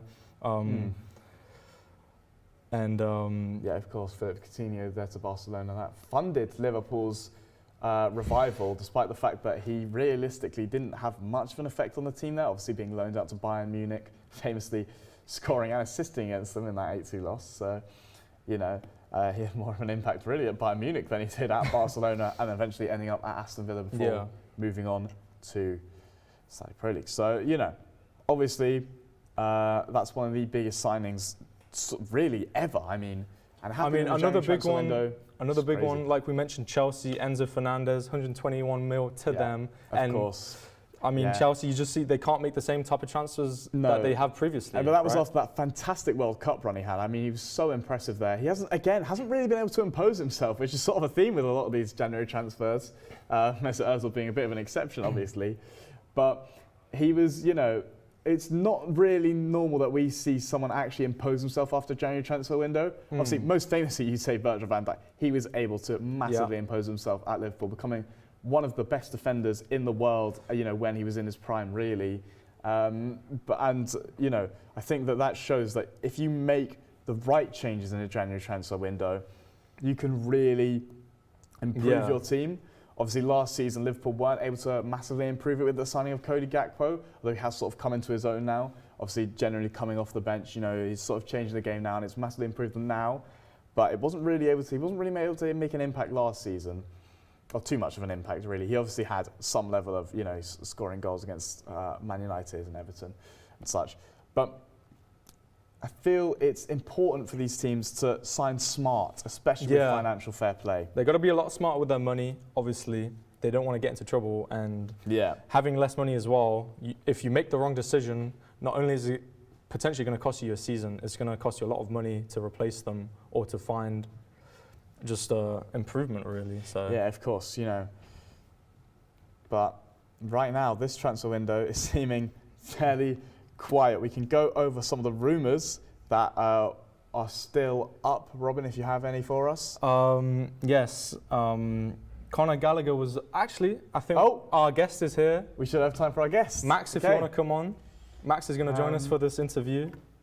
I believe we're going to start any second now with this interview. We should be starting any second now. I hope so. Just a few little technical difficulties once again. We're just setting up the interview right now. Set up the interview and then we'll get right into it. But yeah, so that should be coming up soon. But yeah, just updates if you missed it earlier. That Chupa Akpom, Nottingham Forest put in a bid for him. Ajax have rejected that bid. Nottingham Forest are now once again looking to come back with a second bid. Isaac Hayden has joined QPR on loan. On loan. That's a big signing for QPR. Hayden, obviously, former Newcastle player. He's joined QPR on loan from Newcastle. Obviously, he's a midfielder, so they'll be looking to strengthen that midfield. QPR, again, another team that's consistently struggling right now. Yeah, so they do need some help, so that signing, hopefully, they hope, obviously, to help them out in that endeavour. We'll see what happens with that. That's coming in just in the latest hour that he has joined on loan. We don't know anything about the contract there. We don't know anything about any fees right now, but we'll see what happens in the future with that. So having said that, Isaac Hayden to Queen's and having Park said Rangers. that, I believe any second now, our guest, Jonathan Norcroft, is here to join us. Jonathan, hello, thanks for joining us. Hi, good evening. Yeah, so... Jonathan, we have some questions about the current deadline transfer. Obviously, the main talking point is the fact that it's a lot quieter than previous transfers. Is there any particular reason, or is it a lot of factors? Yeah, there's a lot of factors, but the biggest one is FFP or the profit and sustainability rules, which have been around for years, but I think it's only now that clubs are taking them really seriously, thanks to the sanctions laid against Everton and the charges against Nottingham Forest. It certainly looks like the Premier League clubs are all suddenly concerned about balancing the books. They know that they can sustain points deductions if they don't make things work with these rules. I think that's the biggest reason. But there's other factors. I mean, there's the fact that there's been fewer managerial sackings this year. And one thing you always find is if there's a managerial sacking in the first half of the season, the new manager always gets the January window to try and change the squad. There's a lot fewer new managers there trying to spend. And then it's always just slightly quieter in the years when there's a tournament in the summer, because players are less likely to want to move because moving, can sometimes jeopardise their national team chances. So they won't take risky moves, is what I guess it is. So there's quite a few factors, but there's no doubt that those charges against Everton are the biggest reason that the market's depressed. Do you see this as sort of a knock-on effect to later transfer windows, or do you think it will pick up and a lot more players are going to start moving? I think it'll rebalance itself. We'll probably see a splurge in the summer because the financial year ends June the 1st for Premier League clubs, and those that feel they can do something will go in that new cycle. And I mentioned tournaments. Tournaments are always a kind of like point where it's the end of maybe a player's time at a club. They say to themselves, right, I'll play until the World Cup, I'll play until the Euros. And then they look for a move after that. So no, I think we'll be in the summer. We'll be back to seeing plenty spending. Okay, thank you. And for this transfer deadline, has there been any sort of big surprises for you? Any signings you didn't expect, or maybe players you thought were going to get signed that didn't? I did think there would be maybe one or two significant moves, despite all I've just said. I thought there might be something like a Solanke moving, or I know the Broja transfer is still sort of in the balance. I thought there might be one big deal, perhaps. What we've seen is quite a few interesting Championship moves. I mean, Morgan Rogers to Villa catches the eye. Another one that caught the eye for me, actually, and it's not unexpected. It's not a kind of shock transfer. It's a small transfer in some ways. But I'm just looking at Alfie Harrison from Man City to Newcastle, and that's got my interest because two reasons. One is Newcastle, despite having their wealth, have actually got quite an interesting transfer policy of trying to pick up really, really good young players just from other big clubs' academies. So, they've already picked up Lewis Hall from Chelsea and Livramento, and they've done well with those transfers. Now, Alfie Harrison is from City's academy, and I mean, Man City's academy has been producing brilliant players. We've seen how good Cole Palmer is at Chelsea. Harrison's only 18, but goal-scoring midfielder, has impressed in England's youth ranks, and I just wonder if in a couple of years' time we might be talking about that being a real coup by Newcastle. So I'm looking at that one. We will also, before talking about that Ajax rejected the last bid of Nottingham Forest for Chuba Akpom, and I wanted to ask if you think that the moving will finally be will be done, and what impact would it have for Nottingham Forest getting him for this last 6 months of the season? Yeah, I could see that getting done. I mean, let's face it, Forest have got a habit of getting deals done. Well, they're well practiced in it. They are worried about relegation, and they need firepower, and this is an experienced striker. He might not necessarily be an upgrade on Awaniyi, but he'll be an alternative. And those goals make a big difference in relegation battles. I guess I mentioned the fact there aren't new managers around. Well, that is an example where there is. Nuno Espirito Santo came in for Steve Cooper just before Christmas. And as I said, new managers always like to try and make a couple of signings to affect things. So I'm sure Nuno will be pushing to try and make that one go through.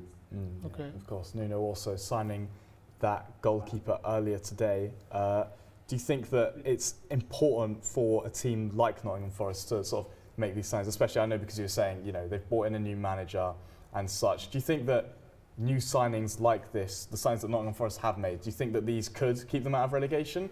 Or do you think that, you know, obviously with Luton and Everton both on the rise, do you think this could sort of spell the end for their Premier League time?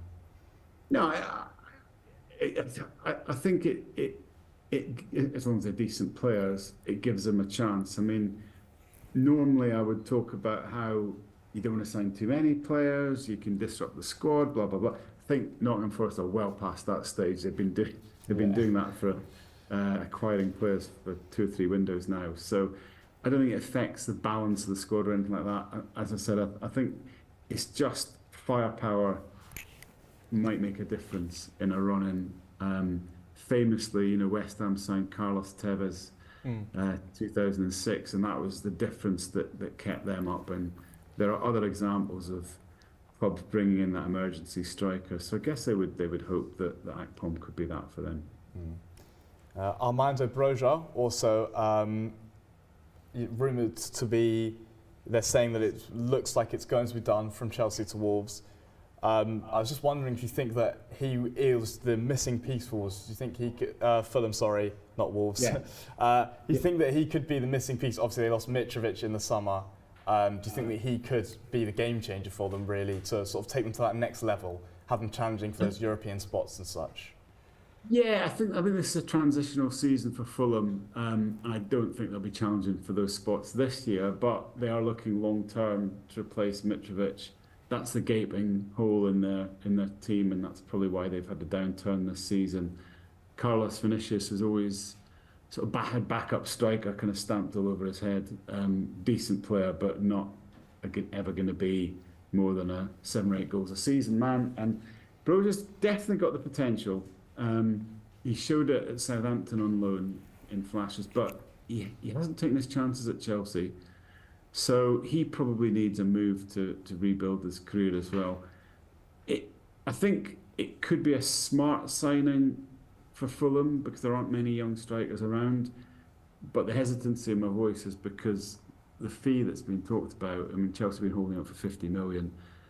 That would be a lot. You know, I think they need to get him for less than that for it to be a smart signing. Also, the Saudi Pro League hasn't made as many signings as people might have predicted. What do you think is the reason behind that? I think it's the rules. There's a limit to how many foreign players they can have in their squads, and I think most of the clubs, if not all of them, actually filled up those rosters in the summer. So I wasn't expecting a big splurge from them. Actually, I think again it'll be before the start of the next season that we'll see the Saudi clubs buy again. And obviously, Ben Godfrey and Holgate both moving on from Everton now. You know, an agent doing a deal from, you know, basically selling off 2 players to another club, from one club to another. How often does that sort of thing occur in, you know, transfer windows in football, you know? Yeah, it's a little bit unusual. There's something, there's an example I can't quite bring to mind of when it did happen. They're good players, you know. I'm surprised actually that they're letting both of them go. I talked about there not being a lot of striking talent around.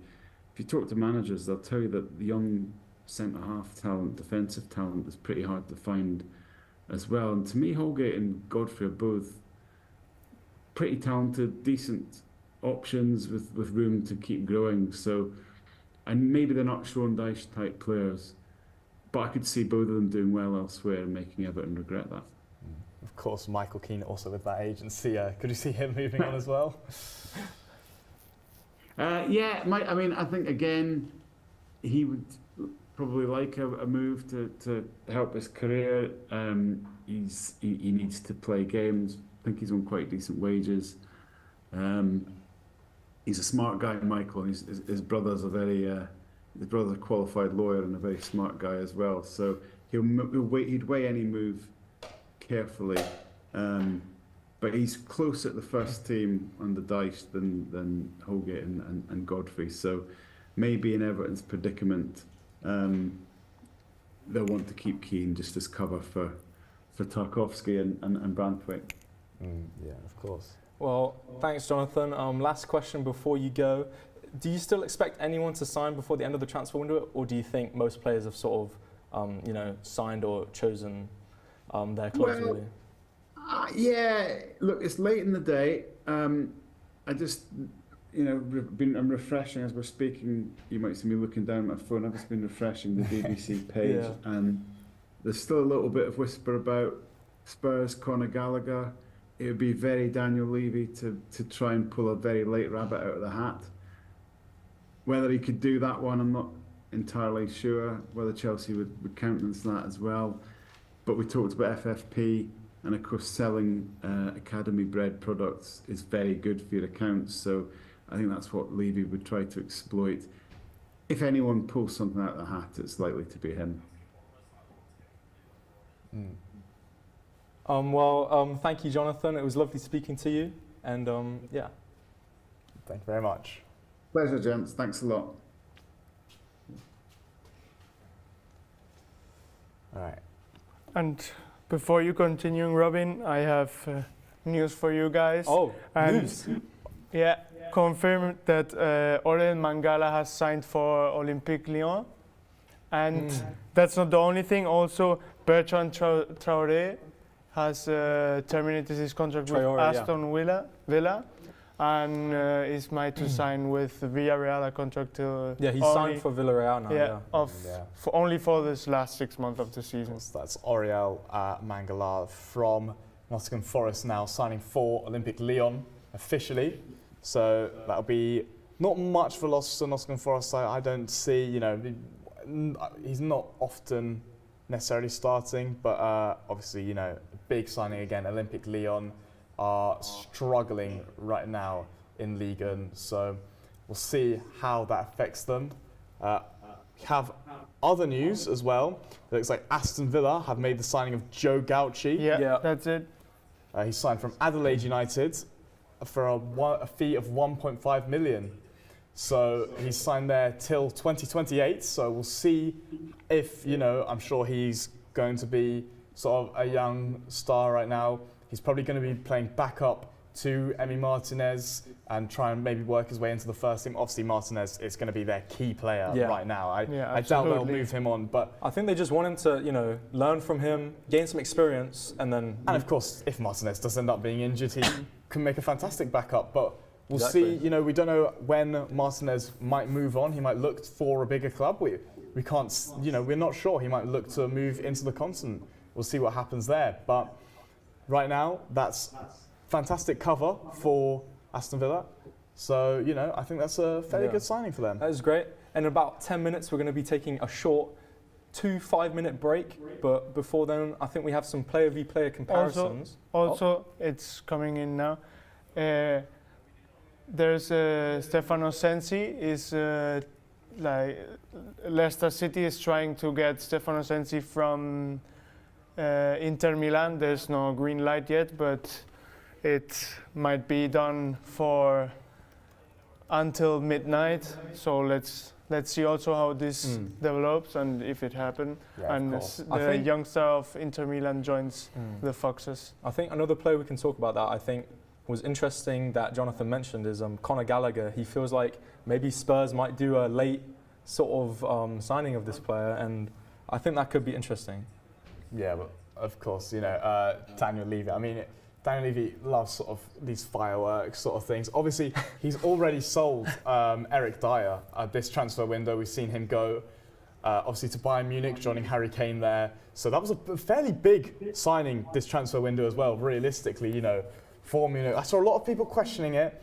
Obviously, he started relatively regularly for Tottenham, but it's normally due to Romero's red cards. But I feel like he was sort of not necessarily an integral player, but I felt like he was definitely a key squad player for the Spurs. And for me personally, I'm not sure if it was the correct move from Bayern Munich. I feel like they didn't need necessarily Eric Dyer. He's played last game and started. He did start, yes. And it's only a loan deal till the end of the season. Yeah, so but Tottenham can still get him back for course, next season. But I feel like for Tottenham, he might be someone that they would look to move on because he is a squad player. Although I felt like this season, you know, Romero constantly being out due to red cards, yellow cards, it might be worth keeping him for this season and selling him on in the summer.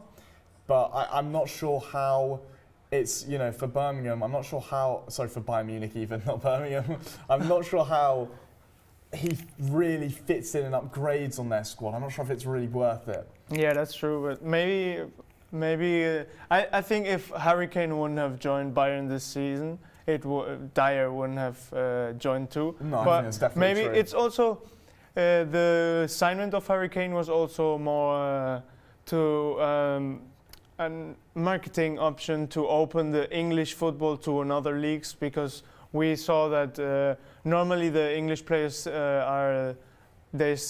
stay in Premier League, and in most of cases we've seen that it doesn't was really their best form when they went away from the Premier League, like for example Beckham in Madrid or Michael Owen. So it was a good opportunity to try to get another time to get the English players through other leagues, and Harry Kane and, for example, also Jadon Sancho are doing great. Yeah.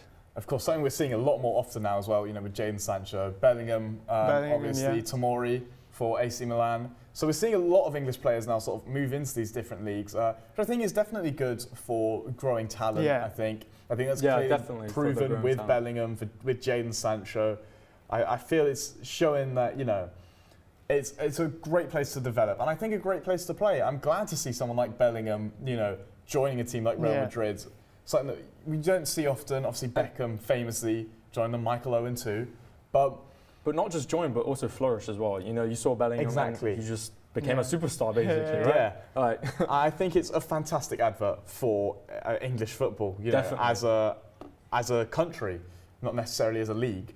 But I think it really shows the development of the English youth game as well as the English, you know, league game as well. So, you know, I think it's perfectly shown that not only do we have the quality in the league, but also that our country and our countrymen have the quality to go to other leagues and still become superstars. And I'm just being told that Jesse Lingard has made a verbal agreement with FC Seoul for 2 years, and that's just a player that we're just talking about hoping to find a home, and I hope... Yeah, which is fantastic, by the way, because, you know, that's, again, another English player going to a different league, and, you know, we'll see if he can prove himself. Obviously, they're the South Korean league, so FC Seoul, who finished 7th last year, so they'll probably be looking to improve on that position, signing Jesse Lingard, who's still, you know, relatively a top player. We saw him in that season when he went on loan to West Ham.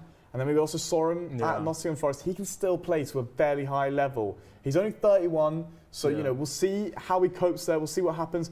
Maybe he can rebuild his career there and make a move back. Yeah, I mean, that would be great. When you have a down sort of year or season, you know, join a different club to sort of revitalize your career, maybe, or even just gain that confidence back because you know you're sort of a star player. Yeah, and obviously Nottingham Forest, that's fantastic for them because with FFP, they're one of the teams that are being investigated and it's massively saving them. Obviously that, again, the release of Aurel Mangala, another one there where Nottingham Forest getting rid of players to sort of balance those books, get those wages in properly. Yeah. I feel like that's important, especially because they're looking to sign Chuba Akpom. Obviously we have been hearing that deal is off, but you never know on deadline day. So, you know, that might be one of the reasons why they're trying to get rid of these players. That might be one of the reasons why they're trying to get these players out so that they have space to sign someone like Chuba Akpom. That might be one of the reasons. And obviously Forest, you know, again, bringing in that keeper earlier as well. So we'll see if they do make another bid. I wouldn't be so sure of it, but we'll see what happens with them as well. And also we got just told that Galatasaray is trying to get Vinicius from Fulham on loan basis till the end of the season. So it's another rumor that could that will be keeping an eye on. Shake up the night. And I'm sure you'll be keeping an eye on that and tell us if that's going to happen or not. I mean, it'll be interesting to see, really. So, yeah, of course. We should also mention that the Rafa Mir deal is completely off. He will not join Valencia from Sevilla. There's no loan deal happening there. That deal is completely off. So no deal from Rafa Mir. He will not be joining Valencia on loan. Yeah, and you know, when we were talking to Jonathan, talking about Saudi League, a lot of players, they joined, now they want to leave. You know, you've got Benzema, Firmino, you know, just, I think they saw the big check, the big numbers, but but the problem is, because of all these, you know, teams in financial problems, they can't find the deals that they want, so they're sort of stuck there, you know. And also, it's not as going to the MLS in America that it's not the same culture as here, but it's a big change for the players. Yeah, it's not that big change as going to Saudi Arabia, which is. I remember Fabinho when he changed to Saudi Arabia. They were he was supposed not to bring his dog because those dogs were not allowed in Saudi Arabia. Yeah, it's a big culture shock when you go over there, you know. Yeah. And or also the drama Cristiano Ronaldo went in a couple of months ago because he kissed on the fan. Yeah. I think that's why a lot of players prefer America, because they still give you those big signings, but it's also similar culture, and it's like, you know, they say they go there to retire. And of course, you know, we've seen a lot of the players who have moved over to the Saudi Pro League. For example, Benzema, Jota as well. Yeah. We've seen that a lot of these players are trying their best to sort of maybe force a move out. Obviously, there were massive rumours around Benzema leaving, Jota as well.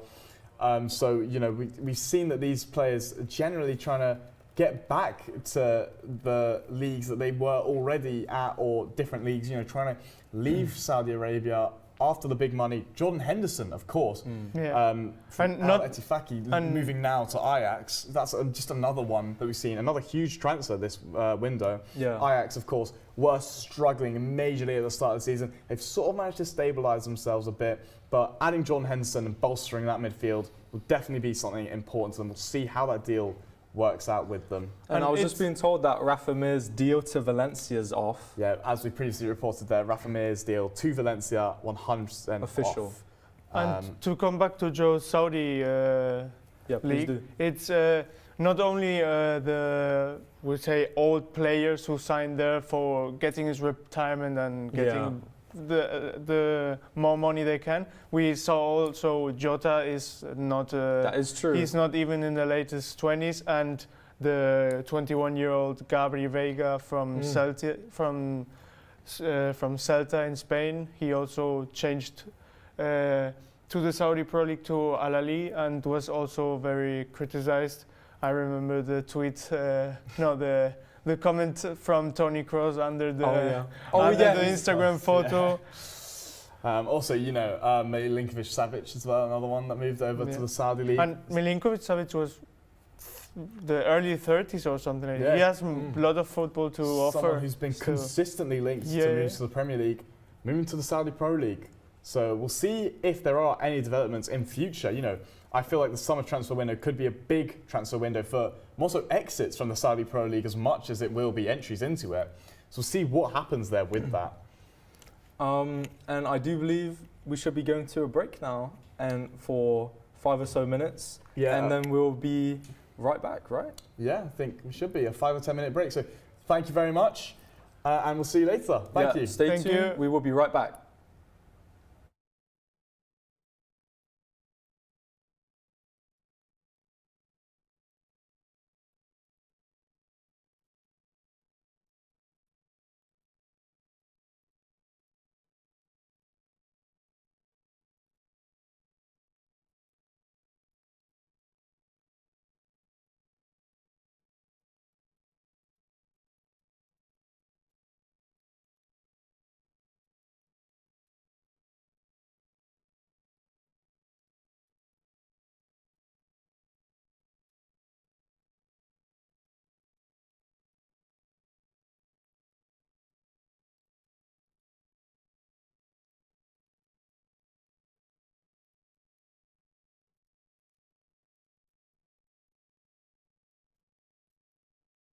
I'm Joseph, I'm the presenter. The transfer I think is definitely going to happen is going to be Matt Sells to Nottingham Forest. And the transfer I think is not happening is Benzema leaving the Saudi League. My name's Robin Pye, I'm the presenter for the show, and I think the most likely transfer is going to be Ivan Toney to Arsenal.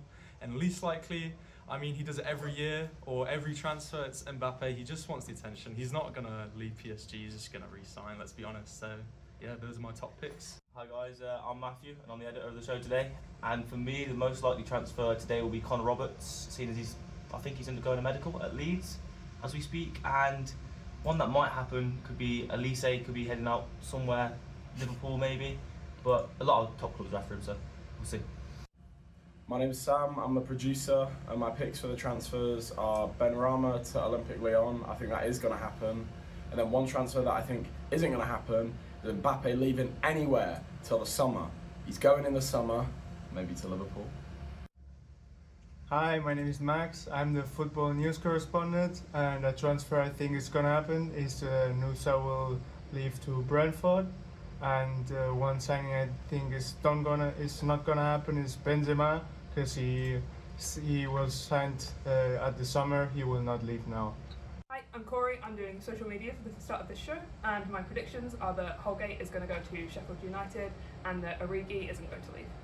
Hi, I'm Harry. I am the researcher, and my big transfer that's going to happen is Kiernan Dewsbury-Hall will sign for Brighton, and the one that won't happen is Jordan James will stay at Birmingham City and not sign for Atalanta. My name's Adam, I'm a researcher, and I think that Man City and Real Madrid are going to have a bidding war for Alphonso Davies, but Man City will be the winners. And I think that Joshua Kimmich will not be transferred in this window, but probably he will be in the summer. Hi, my name is Noah. I'm going to be part of the social media team running things today. One transfer that I think will happen is Enes Ünal, the Turkish striker, to Bournemouth. And one that I think won't happen today, but might happen in the summer, is Victor Gyökeres to Chelsea, the former Coventry City striker.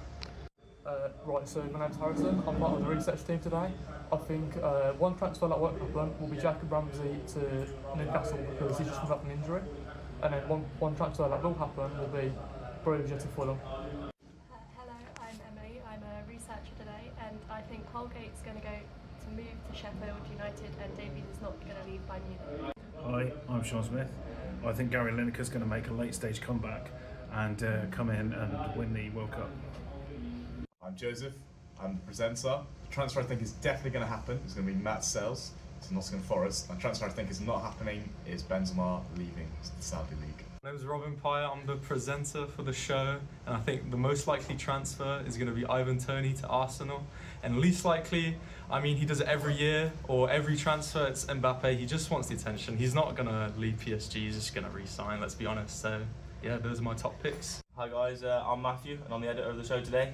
And for me, the most likely transfer today will be Connor Roberts, seeing as I think he's undergoing a medical at Leeds as we speak. And one that might happen could be Elise, could be heading out somewhere, Liverpool maybe. But a lot of top clubs are after him, so we'll see. My name's Sam, I'm the producer, and my picks for the transfers are Benrahma to Olympique Lyon. I think that is going to happen. And then one transfer that I think isn't going to happen is Mbappe leaving anywhere till the summer. He's going in the summer, maybe to Liverpool. Hi, my name is Max. I'm the football news correspondent, and a transfer I think is gonna happen is Nusa will leave to Brentford, and one signing I think is not gonna happen is Benzema, because he was signed at the summer. He will not leave now. Hi, I'm Corey. I'm doing social media for the start of this show, and my predictions are that Holgate is going to go to Sheffield United and that Origi isn't going to leave. Hi, I'm Harry. I am the researcher, and my big transfer that's going to happen is Kiernan Dewsbury-Hall will sign for Brighton, and the one that won't happen is Jordan James will stay at Birmingham City and not sign for Atalanta. My name's Adam, I'm a researcher, and I think that Man City and Real Madrid are going to have a bidding war for Alphonso Davies, but Man City will be the winners. And I think that Joshua Kimmich will not be transferred in this window, but probably he will be in the summer. Hi, my name is Noah. I'm going to be part of the social media team running things today. One transfer that I think will happen is Enes Ünal, the Turkish striker, to Bournemouth. And one that I think won't happen today, but might happen in the summer, is Victor Gyökeres to Chelsea, the former Coventry City striker. Right, so my name's Harrison, I'm part of the research team today. I think one transfer that won't happen will be Jacob Ramsey to Newcastle because he's just come back from injury. And then one transfer that will happen will be Broja to Fulham. Hello, I'm Emily, I'm a researcher today, and I think Holgate's going to go to move to Sheffield United and Davies is not going to leave Bayern Munich. Hi, I'm Sean Smith. I think Gary Lineker's going to make a late stage comeback and come in and win the World Cup. I'm Joseph. I'm the presenter. The transfer I think is definitely going to happen. It's going to be Matt Sells to Nottingham Forest. And the transfer I think is not happening is Benzema leaving the Saudi League. My name's Robin Pye, I'm the presenter for the show, and I think the most likely transfer is going to be Ivan Toney to Arsenal, and least likely, I mean, he does it every year, or every transfer, it's Mbappe. He just wants the attention. He's not going to leave PSG, he's just going to re-sign, let's be honest. So yeah, those are my top picks. Hi guys, I'm Matthew and I'm the editor of the show today. And for me, the most likely transfer today will be Connor Roberts, seeing as I think he's undergoing a medical at Leeds as we speak. And one that might happen could be Elise, could be heading out somewhere, Liverpool maybe.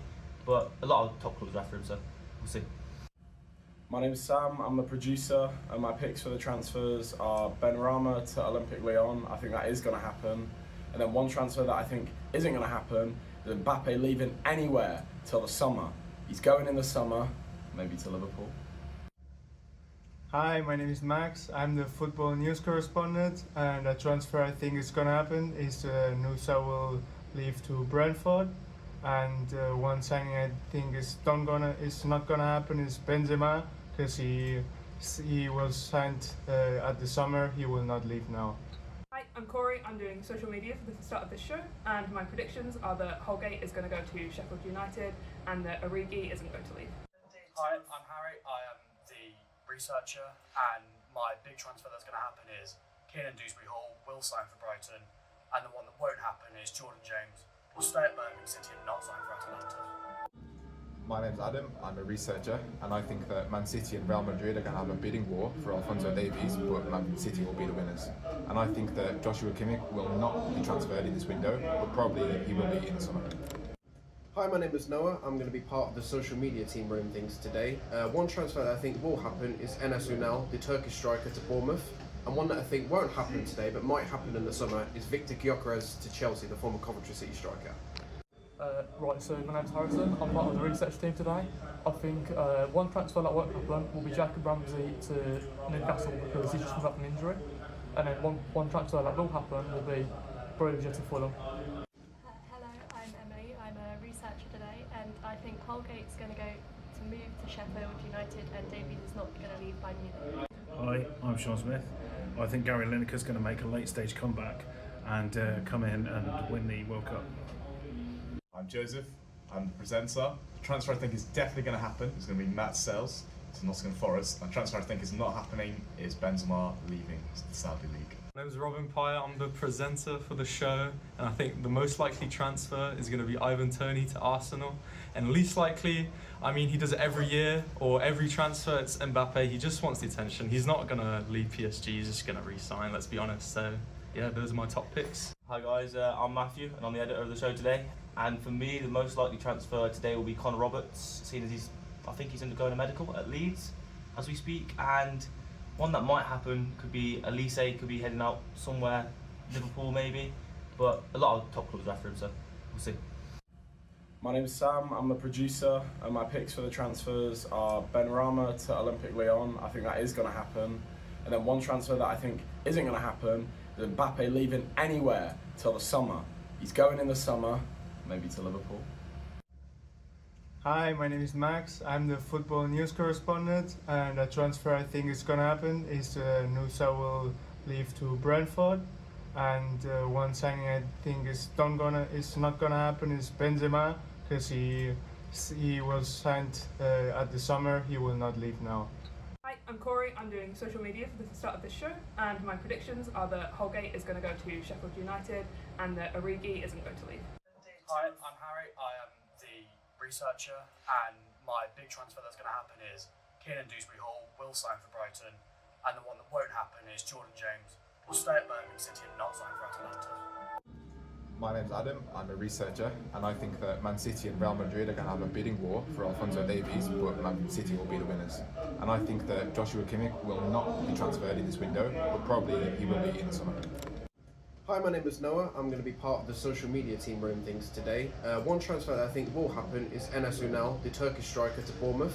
And one that I think won't happen today, but might happen in the summer, is Victor Gyökeres to Chelsea, the former Coventry City striker. Right, so my name's Harrison. I'm part of the research team today. I think one transfer that won't happen will be Jacob Ramsey to Newcastle because he's just come back from injury. And then one transfer that will happen will be Broja to Fulham. Hello, I'm Emily. I'm a researcher today, and I think Holgate's going to move to Sheffield United, and Davies is not going to leave by Munich. Hi, I'm Sean Smith. I think Gary Lineker's going to make a late stage comeback and come in and win the World Cup. I'm Joseph. I'm the presenter. The transfer I think is definitely going to happen is going to be Matt Sells to Nottingham Forest. And the transfer I think is not happening is Benzema leaving the Saudi League. My name's Robin Pye, I'm the presenter for the show, and I think the most likely transfer is going to be Ivan Toney to Arsenal, and least likely, I mean, he does it every year, or every transfer, it's Mbappe. He just wants the attention. He's not going to leave PSG, he's just going to re-sign, let's be honest. So yeah, those are my top picks. Hi guys, I'm Matthew and I'm the editor of the show today. And for me, the most likely transfer today will be Connor Roberts, seeing as I think he's undergoing a medical at Leeds as we speak. And one that might happen could be Elise, could be heading out somewhere, Liverpool maybe. But a lot of top clubs are after him, so we'll see. My name's Sam, I'm the producer, and my picks for the transfers are Benrahma to Olympique Lyon. I think that is going to happen. And then one transfer that I think isn't going to happen is Mbappe leaving anywhere till the summer.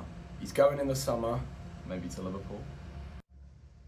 Hi, my name is Max. I'm the football news correspondent, and a transfer I think is going to happen is Nusa will leave to Brentford, and one signing I think is not gonna happen is Benzema, because he was signed at the summer. He will not leave now.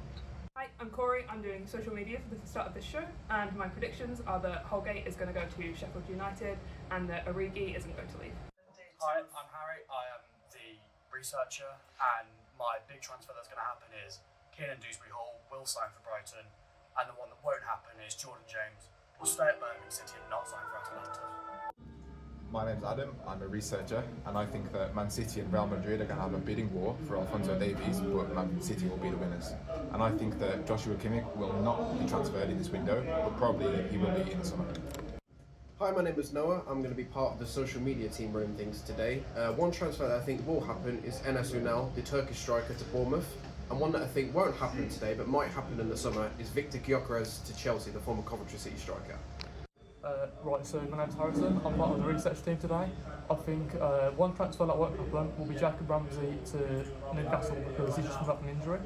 And then one transfer that will happen will be Broja to Fulham. Hello, I'm Emily. I'm a researcher today, and I think Holgate's going to move to Sheffield United, and Davies is not going to leave by Munich. Hi, I'm Sean Smith. I think Gary Lineker's going to make a late stage comeback and come in and win the World Cup. I'm Joseph.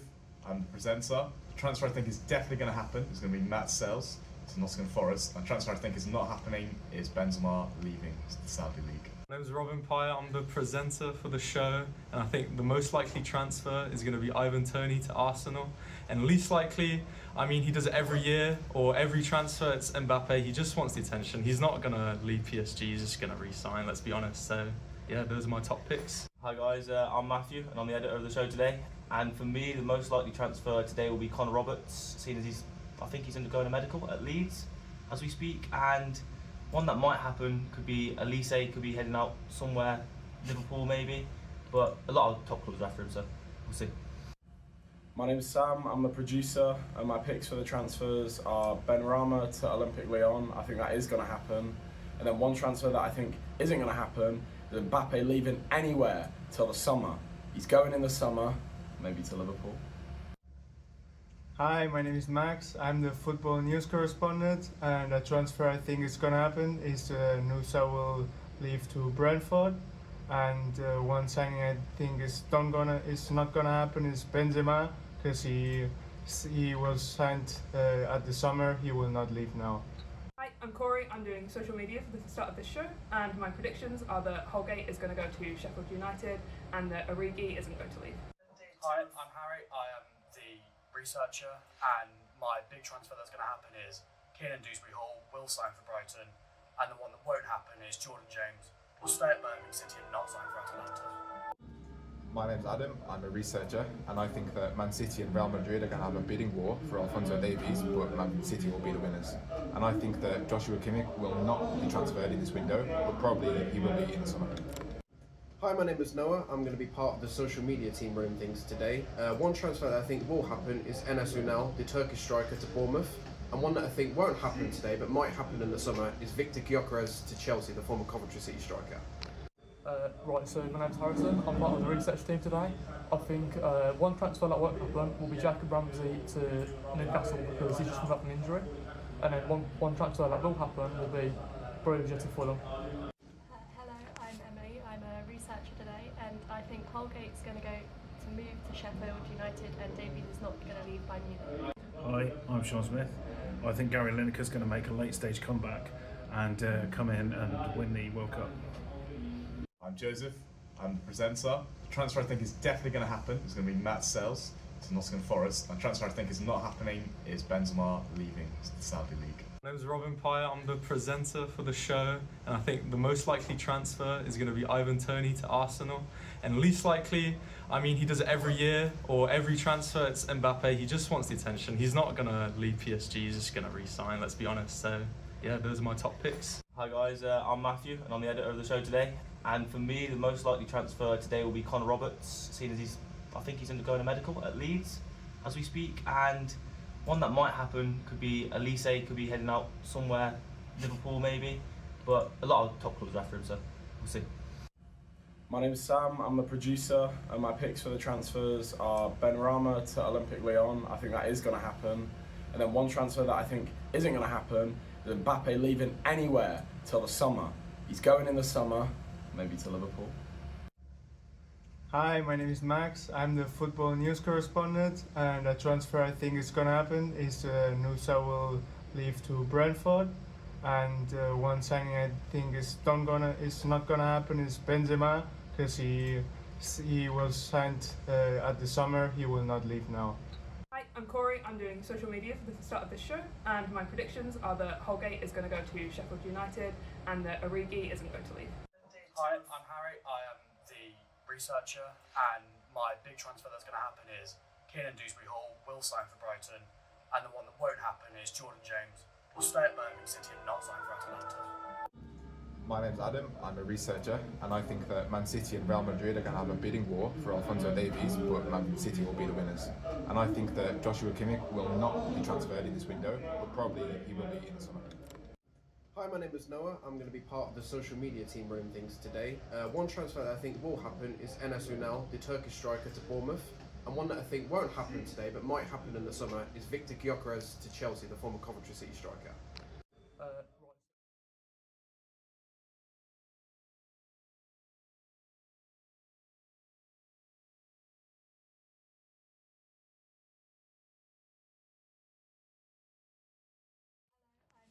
I'm a researcher today, and I think Holgate's going to move to Sheffield United, and Davies is not going to leave by Munich. Hi, I'm Sean Smith. I think Gary Lineker's going to make a late stage comeback and come in and win the World Cup. I'm Joseph, I'm the presenter. The transfer I think is definitely going to happen is going to be Matt Sells to Nottingham Forest. The transfer I think is not happening is Benzema leaving the Saudi League. My name's Robin Pyer, I'm the presenter for the show, and I think the most likely transfer is going to be Ivan Toney to Arsenal. And least likely, I mean, he does it every year, or every transfer, it's Mbappe. He just wants the attention. He's not going to leave PSG, he's just going to re-sign, let's be honest. So, yeah, those are my top picks. Hi guys, I'm Matthew and I'm the editor of the show today. And for me, the most likely transfer today will be Connor Roberts, seeing as I think he's undergoing a medical at Leeds as we speak. And one that might happen could be Elise, could be heading out somewhere, Liverpool maybe. But a lot of top clubs are after him, so we'll see. My name's Sam, I'm the producer, and my picks for the transfers are Benrahma to Olympique Lyon. I think that is going to happen. And then one transfer that I think isn't going to happen is Mbappe leaving anywhere till the summer. He's going in the summer, maybe to Liverpool. Hi, my name is Max. I'm the football news correspondent, and a transfer I think is going to happen is Nusa will leave to Brentford, and one signing I think is not gonna happen is Benzema, because he was signed at the summer. He will not leave now. Hi, I'm Corey, I'm doing social media for the start of this show, and my predictions are that Holgate is going to go to Sheffield United and that Origi isn't going to leave. Hi, I'm Harry. I am the researcher, and my big transfer that's going to happen is Dewsbury Hall will sign for Brighton, and the one that won't happen is Jordan James will stay at Birmingham City and not sign for Atalanta. My name's Adam, I'm a researcher, and I think that Man City and Real Madrid are going to have a bidding war for Alphonso Davies, but Man City will be the winners. And I think that Joshua Kimmich will not be transferred in this window, but probably he will be in the summer. Hi, my name is Noah. I'm going to be part of the social media team running things today. One transfer that I think will happen is Enes Ünal, the Turkish striker, to Bournemouth. And one that I think won't happen today, but might happen in the summer, is Victor Gyökeres to Chelsea, the former Coventry City striker. Right, so my name's Harrison. I'm part of the research team today. I think one transfer that won't happen will be Jacob Ramsey to Newcastle because he's just come back from injury. And then one transfer that will happen will be Broja to Fulham. Hello, I'm Emily. I'm a researcher today, and I think Holgate's going to move to Sheffield United, and Davies is not going to leave by Munich. Hi, I'm Sean Smith. I think Gary Lineker's going to make a late stage comeback and come in and win the World Cup. I'm Joseph, I'm the presenter. The transfer I think is definitely going to happen is going to be Matt Sells to Nottingham Forest. And the transfer I think is not happening is Benzema leaving the Saudi League. My name's Robin Pye, I'm the presenter for the show, and I think the most likely transfer is going to be Ivan Toney to Arsenal. And least likely, I mean, he does it every year, or every transfer, it's Mbappe. He just wants the attention. He's not going to leave PSG, he's just going to re-sign, let's be honest. So, yeah, those are my top picks. Hi guys, I'm Matthew and I'm the editor of the show today. And for me, the most likely transfer today will be Connor Roberts, seeing as I think he's undergoing a medical at Leeds as we speak. And one that might happen could be Elise, could be heading out somewhere, Liverpool maybe. But a lot of top clubs are after him, so we'll see. My name's Sam, I'm the producer, and my picks for the transfers are Benrahma to Olympique Lyon. I think that is going to happen. And then one transfer that I think isn't going to happen is Mbappe leaving anywhere till the summer.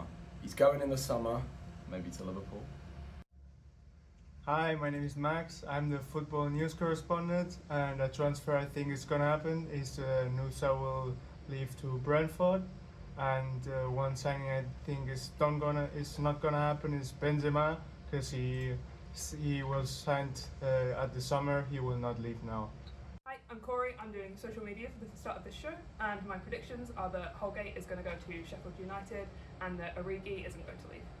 Hi, I'm Harry. I am the researcher, and my big transfer that's going to happen is Dewsbury Hall will sign for Brighton, and the one that won't happen is Jordan James will stay at Birmingham City and not sign for Atalanta.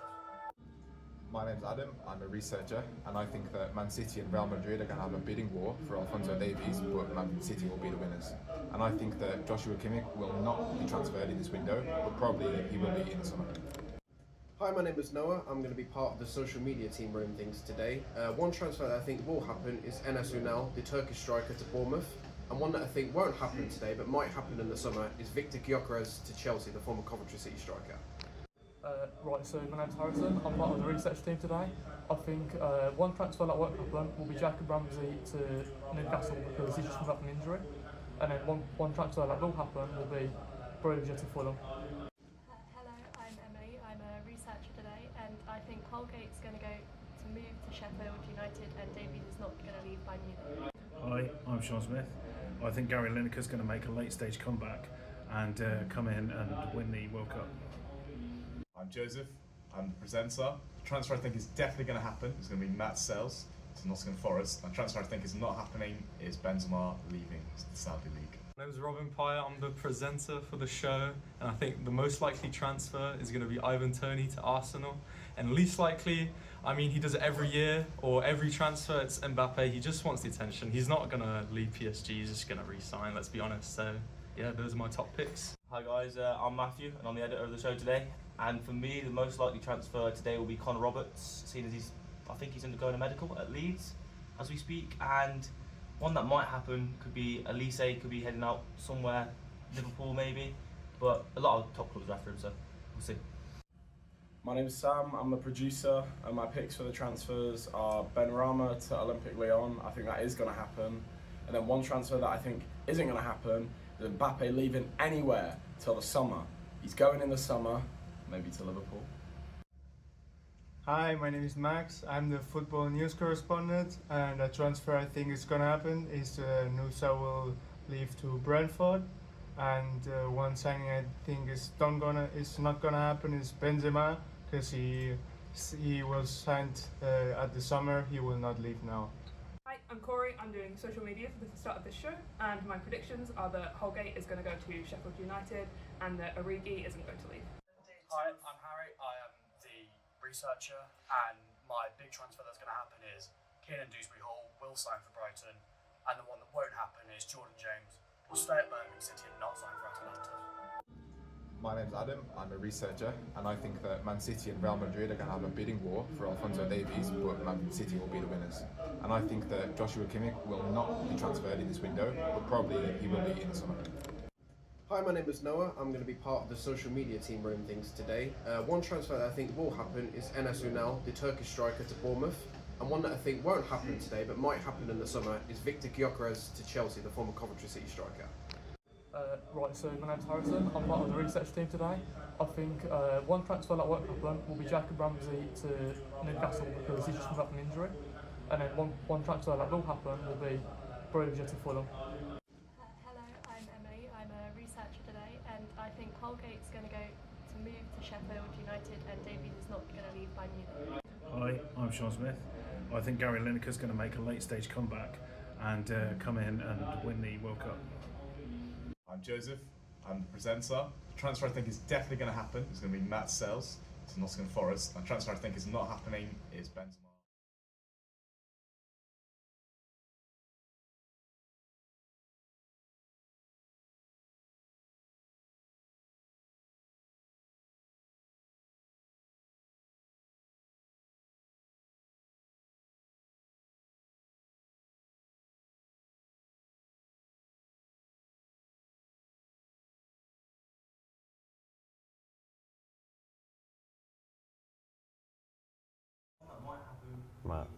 Hi guys, and we're back again with the deadline day wrapped. I'm your host, new host, Matthew Roach, and I'm here with... I'm the co-host Sam. Me and Matt have joined for the nighttime shift, obviously, but we're still here with our sports correspondent. Yeah, I'm the sports correspondent, Joseph Cooney.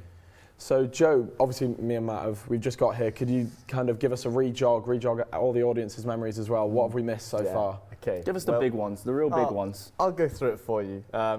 So, the main deal that we've had today is, of course, Armando Broja signing on loan for Fulham. That's probably the biggest deal we've had today from Chelsea to Fulham. Of course, there have been other smaller deals going on today. Obviously, we saw that Nottingham Forest were able to sign Matt Sells. And, of course, we also saw Aston Villa sign a goalkeeper, that being Joe Gauci from... Adelaide, wasn't it? Adelaide United. Adelaide United, they signed him from. One of the only Australian keepers since Mark Schwarzer, actually, to join the Premier League. Hopefully he can have a big impact on Villa. Obviously, Emi Martinez is the main man there, like you were saying before. Sorry, did we catch how old he was? How old is the new goalie Villa signed? Well, the new goalie, he is actually, he's signed a contract till 2028.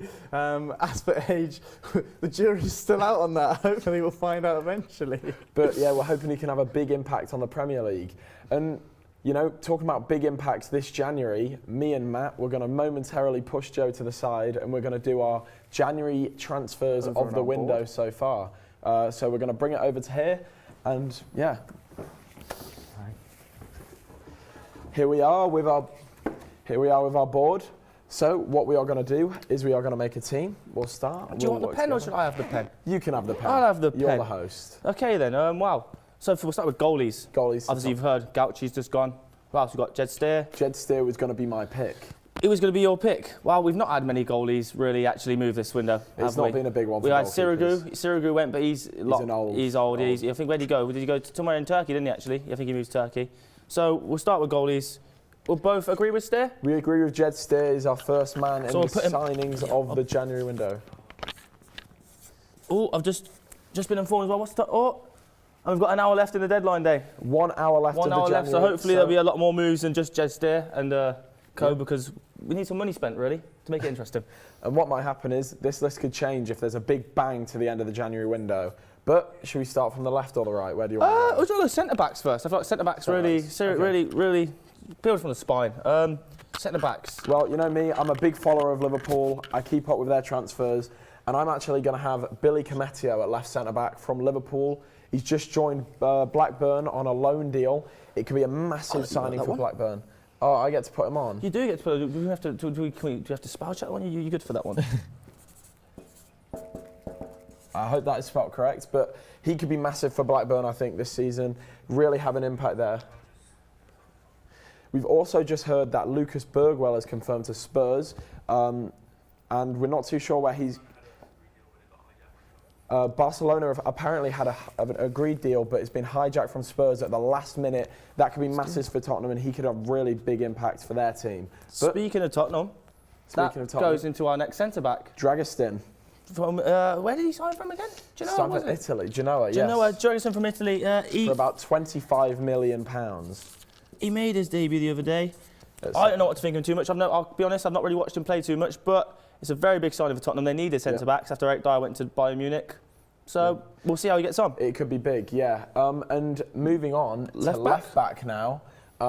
Big signing from Atletico Madrid going over to Saudi League. I've got Henan Lodoy. If you've ever seen him play before, really solid left back. He can push up. He was in the Prem not long ago, wasn't he? He was with Nottingham Forest. Oh yeah, that's when they signed like about 40 different players, wasn't it? Yeah, they had a big bang to their season last year, didn't they? We'll go Renan Lodi there.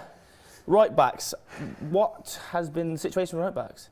Well, what has been the situation with right backs? I just wanted to correct myself. Loda is from Marseille. He was at Atletico a few years back. My bad there, guys. What right backs have been on the move, though? Big one. From Liverpool again, as another Liverpool loanee, but... No, you're forgetting a major one, to Bayern Munich. Ah! Bowie, I think. Bowie, yeah. Is that how you pronounce it? Bowie. He's gone to Bayern Munich. He's a really attacking-minded right back. You know, he's the sort of player they like.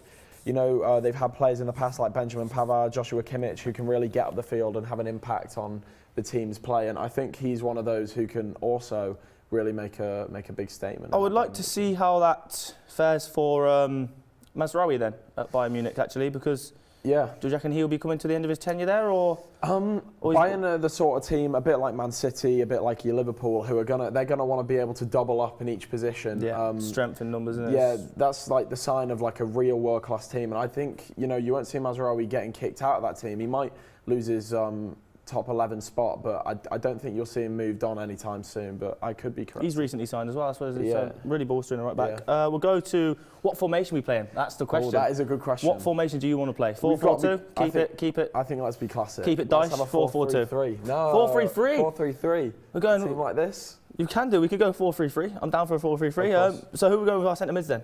Centre mids. I'm going to kick it off with Jordan Henderson there. Jordan Henderson. Do you know what? That's a sign that actually slipped my mind about the window.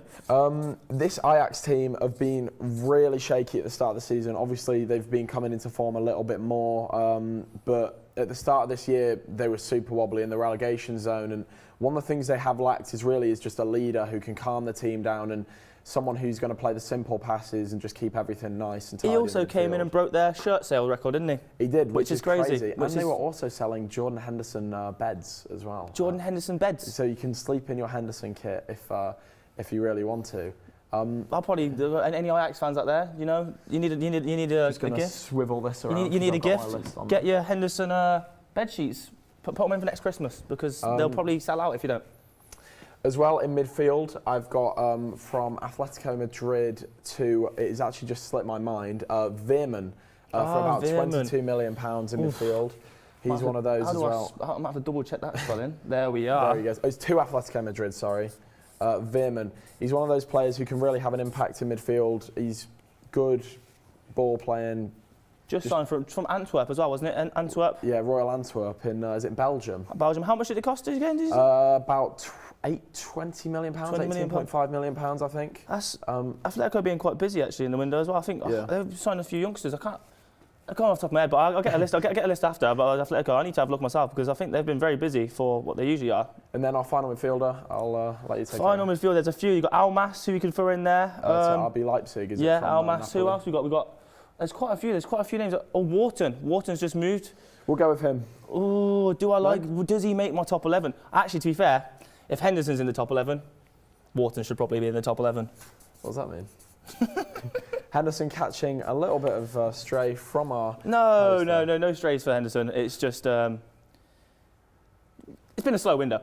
And we go for a front three now. Front three. What would it consist of, yeah? So Barcelona signing really recently, Victor Roque. I'm pretty sure he just scored or he played his first game today, actually. Big prospect from Brazil as well. Very big prospect. Barca have got a really great, they've had good success from Brazil before. Obviously, they've got Neymar. And then also in La Liga, there's players like Vinicius who've gone to Madrid from Brazil. Just really talented. It's just a liga like that. Brazilians, isn't there? You got Ronaldinho, you go way back there. Ronaldo, all the... Yeah, so let's have him we'll put him at left wing. Victor Roque. Can't write a Q then. And I think we should have a January deadline signing in here, of course. Oh, yeah, we do need a deadline. To Fulham today for £4 million. The big one. The big one we spoke about at the start. Today. Armando Broja. He's one of those players who can really have an impact. We saw him at Southampton. He was really good. He's slowed down a little bit after his injury, actually. He's slowed down a little bit, I would say. But he is a player who, if you get the best out of him, I think he could really do well. The problem is we actually haven't seen the best of him in the Prem. And it's probably why Chelsea have moved him on, because with strikers like Jackson and Nkunku, he scored yesterday, but he's not really hit the ground running yet. So far. He's been injured. So they're probably making room for in the summer for a big signing up front, really. Yes. And we need one more to complete our side. And then our final signing, Timo Werner, I'm going to have from RB Leipzig to Tottenham. It was a bit out of the blue. Obviously, he struggled at Chelsea. He didn't make the impact that they wanted to, so they sent him back to the club. They bought him from RB. But the real doubts about Timo Werner are the fact that he didn't really go to RB Leipzig and super improve on his numbers from Chelsea. No. He's gone. He's been a bit similar. But his numbers were never that. I would say his numbers were never that bad at Chelsea. Like the misses, he misses big chances missed. That was his big problem. But the assists and goals, they were going quite swimmingly for him at Chelsea. But again, they were in for the striker who's going to score 25 goals a season. Whereas for Tottenham, where I've watched him so far, he's playing out wide. He's actually playing on the left. So he is, and we've put him at right. Yeah, it's just what them around. We could probably do some honourable mentions as well, actually, because who we got? Jadon Sancho's definitely one who she could have been on the list, but that's a massive one, actually. Back to Borussia Dortmund from Manchester United. Another player who's come to the Premier League from the Bundesliga and not really been able to find their feet. Obviously, we've seen it happen before, and we've also seen really good players come from the Bundesliga. Players who have slipped my mind actually right now somehow. There's plenty of Bundesliga players who've come to the Prem have not made it, but then there's great ones like De Bruyne. He was the one I was thinking of. But we've got some more honourable mentions. Who else could we think of right now on the spot? I think this is our team. We completed so we've team. Got Broja, Roque, Werner, Wharton, Veerman, Henderson. Oh, that's like a little rhyme. That's a good midfield three, to be fair. That's a good midfield three. We've got Bowie, Dragostin, Kometio, Lodoy and Zedsteer to hold down the fort in goalkeeper. We're really lacking on the goalkeeper signings this January, aren't we? Because what are we giving that Zedsteer, out of 10? I'm saying 7.5. I think you're being very generous there, Sam. I can't lie. I'll be honest. As a whole, the team probably goes down in the Prem. But that team doesn't. I'll give it a 6 out of 10. Okay, 6 out of 10 I can 6 out of 10 overall for the window so far, for the signings. Mine and Matt's, I think we can agree on that. And what we are now going to do, we're going to have our women's sport correspondent, Emily, come and join us on the main panel. She's going to tell us about how the women's transfers have gone so far this January, and we're going to swap back now. Thank you very much. Trying to fall over. I'm back. We are. Nice. Okay, so Emily, could you give us a bit of insight into the women's game? Because obviously we've been so focused on the men's game today, we've not actually had time to speak about it. Well, Chelsea are making some big changes. They have signed the Colombian forward Mayra Ramirez from Levante for a British record of £384,000. Yep. As well as this, Jessie Fleming is leaving Chelsea. The Canadian midfielder has completed a permanent transfer to Portland Thorns after 4 years at Chelsea. We know Chelsea, they're one of the stronger sides in the women's game. Obviously, they've got players like Sam Kerr. Sam Kerr up front. Lauren James, she's a big one. She's a big one. They're pushing. To be honest with you, I'm not too sure myself about how they're doing in the women's Super League myself. I know they're doing quite well. They also had the lady in the female team of the year. She was at centre back, whose name has somehow managed to. Millie Bright, is it? You're on about? Millie Bright, that's the one. Millie Bright, you're on Yeah, about? she's had a great season last year as well. It's Chelsea's funny, isn't it? Because like Chelsea just broke the record for the women's game, they're spending money in the men's game. Chelsea are just rolling it, clearly, aren't They're they? doing very well. Could you inform us about the others? Moving away from Chelsea, Eleanor Dale, a free agent playing in the America Development League, is moving to Everton. Upon leaving, she has said it has always been her dream to play in Women's Super League. Wow. And obviously, with the women's transfer deadline closing the day before the men's, could you give us what you think is probably the best one or one of the better ones so far? Maybe one of the ones you've already mentioned, even. Well, as he said, the British record for £384,000. Hopefully she can come in and have a massive impact for the women's game. Have you got any more players on your list? I thought it was a couple more. Aston Villa midfielder Laura Brown is moving to Manchester City for an undisclosed fee. Ooh. And finally, Lena McGoll, midfielder from Bayern Munich, has moved to Inter Milan upon her own request. Oh, I think she's been there for quite a long time actually. I think she's been there for 3 years, hasn't she? Wait, I've just realised. Come on, your laptop was the wrong way. Yeah, you guys can see my top signings of the summer. And actually, I've thought the former record. What was it for the women's game? Was it 400,000? Was it previously? I think it was 400,000. So it would say it's not been smashed out the water, but they've definitely started building on their transfers again now. I mean, it's probably £500,000 though. It's still not much in comparison to the men's game, is it? Like you think. The money in women's football is just so minuscule. For £500,000 is probably, what would you say, League One transfer in the men's game still, isn't it? Yeah, it's crazy. But one thing we're seeing in the women's game is the transfer fees are going up and up, and not just the transfer fees are going up. Is the interest in women's football, but we're also seeing because of FFP, a lot of the men's teams aren't able to spend as much as they were last year. And in obviously last year's January, the summer. Probably brings in extra investment for the women's game, doesn't it? Especially, I mean, again, Chelsea, like what we said, Chelsea have not been spending any money this window, so I guess that means it's bringing a bit more extra money for the women's game. For and good to the women's game. You know, a lot of people really got their eyes caught by the women's game with the World Cup. Yeah. Was it last year, the year before? Yeah. And ever since, it's just building and building. You know, we're seeing women's players in FIFA now as well, which is also bringing more attention to it. And especially, I mean, again, you see it from grassroots. You see it. You go down to goals, or you go to anywhere. If you go to training sessions, it's nice to see that. You see groups and groups of young women now and young girls just playing, just either alongside boys or on their own. And you wouldn't see it 5-10 years ago.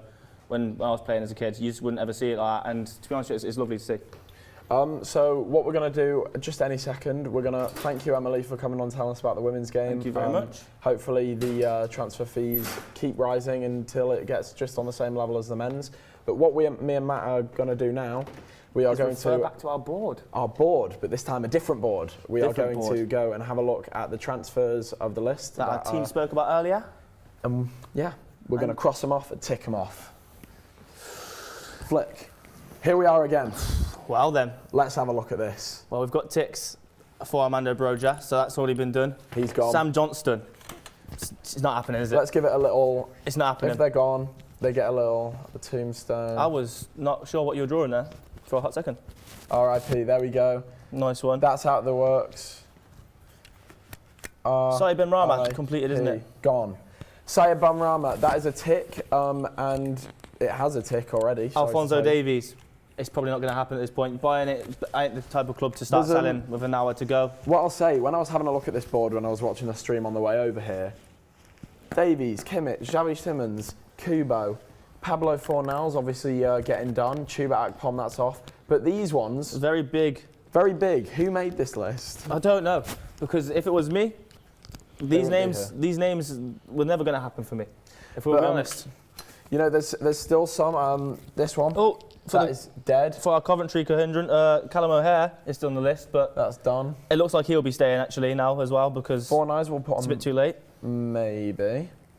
Do we know any updates on actually what's going on with the Fornal situation since we last spoke about it? Since we don't know, so there was big speculation that Fornal's deal might fall through, as there was a lot of reports coming out that that he might actually be in the West Ham team today. Obviously, that game's finished 1-1, and we can confirm he didn't play. He was on the bench, and it's looking like that deal might be able to get over the line, which would be massive news for Real Betis fans. Seeing as they signed who they signed earlier as well, they signed also someone else. Who else did Real Betis sign earlier? That's just slipped my mind. Too much going on today. These things happen, but we can also confirm only 45 minutes now until the deadline, and it's crazy. Well, we've just been told Fornals has actually just signed his contract with Betis. So and that's a good one. Can I tick this one off? Tick him off, cross him off. You do whatever you fancy. Oh, that's a better pen, isn't it? That's a better pen. That's a shoe. That's a shoe. That's a better pen, though. Callum O'Hare, what are we saying? You're the Coventry man in here. Is he? He won't be on the way out this window. No. It's not happening. Jordan James. Jordan James from Birmingham. Again, don't see it happening. They've signed a few players actually this window, but they won't be in a situation to be selling anyone recently. No. So we've Sam got Johnston actually. Probably a no. It's probably a no. This is poor. They've got. But yay. So look, whoever made the list wasn't too far off. They've got a few right. 3 right. 3 right. 1, 2, 3, 4, 5, 6, 7, 8, 9, 10 wrong. This man down here, Mbappe. No, come on, guys. Who has written that? Because this man... That's a sad face. January or not, there's speculation about this man always. So. Every single week there's January speculation.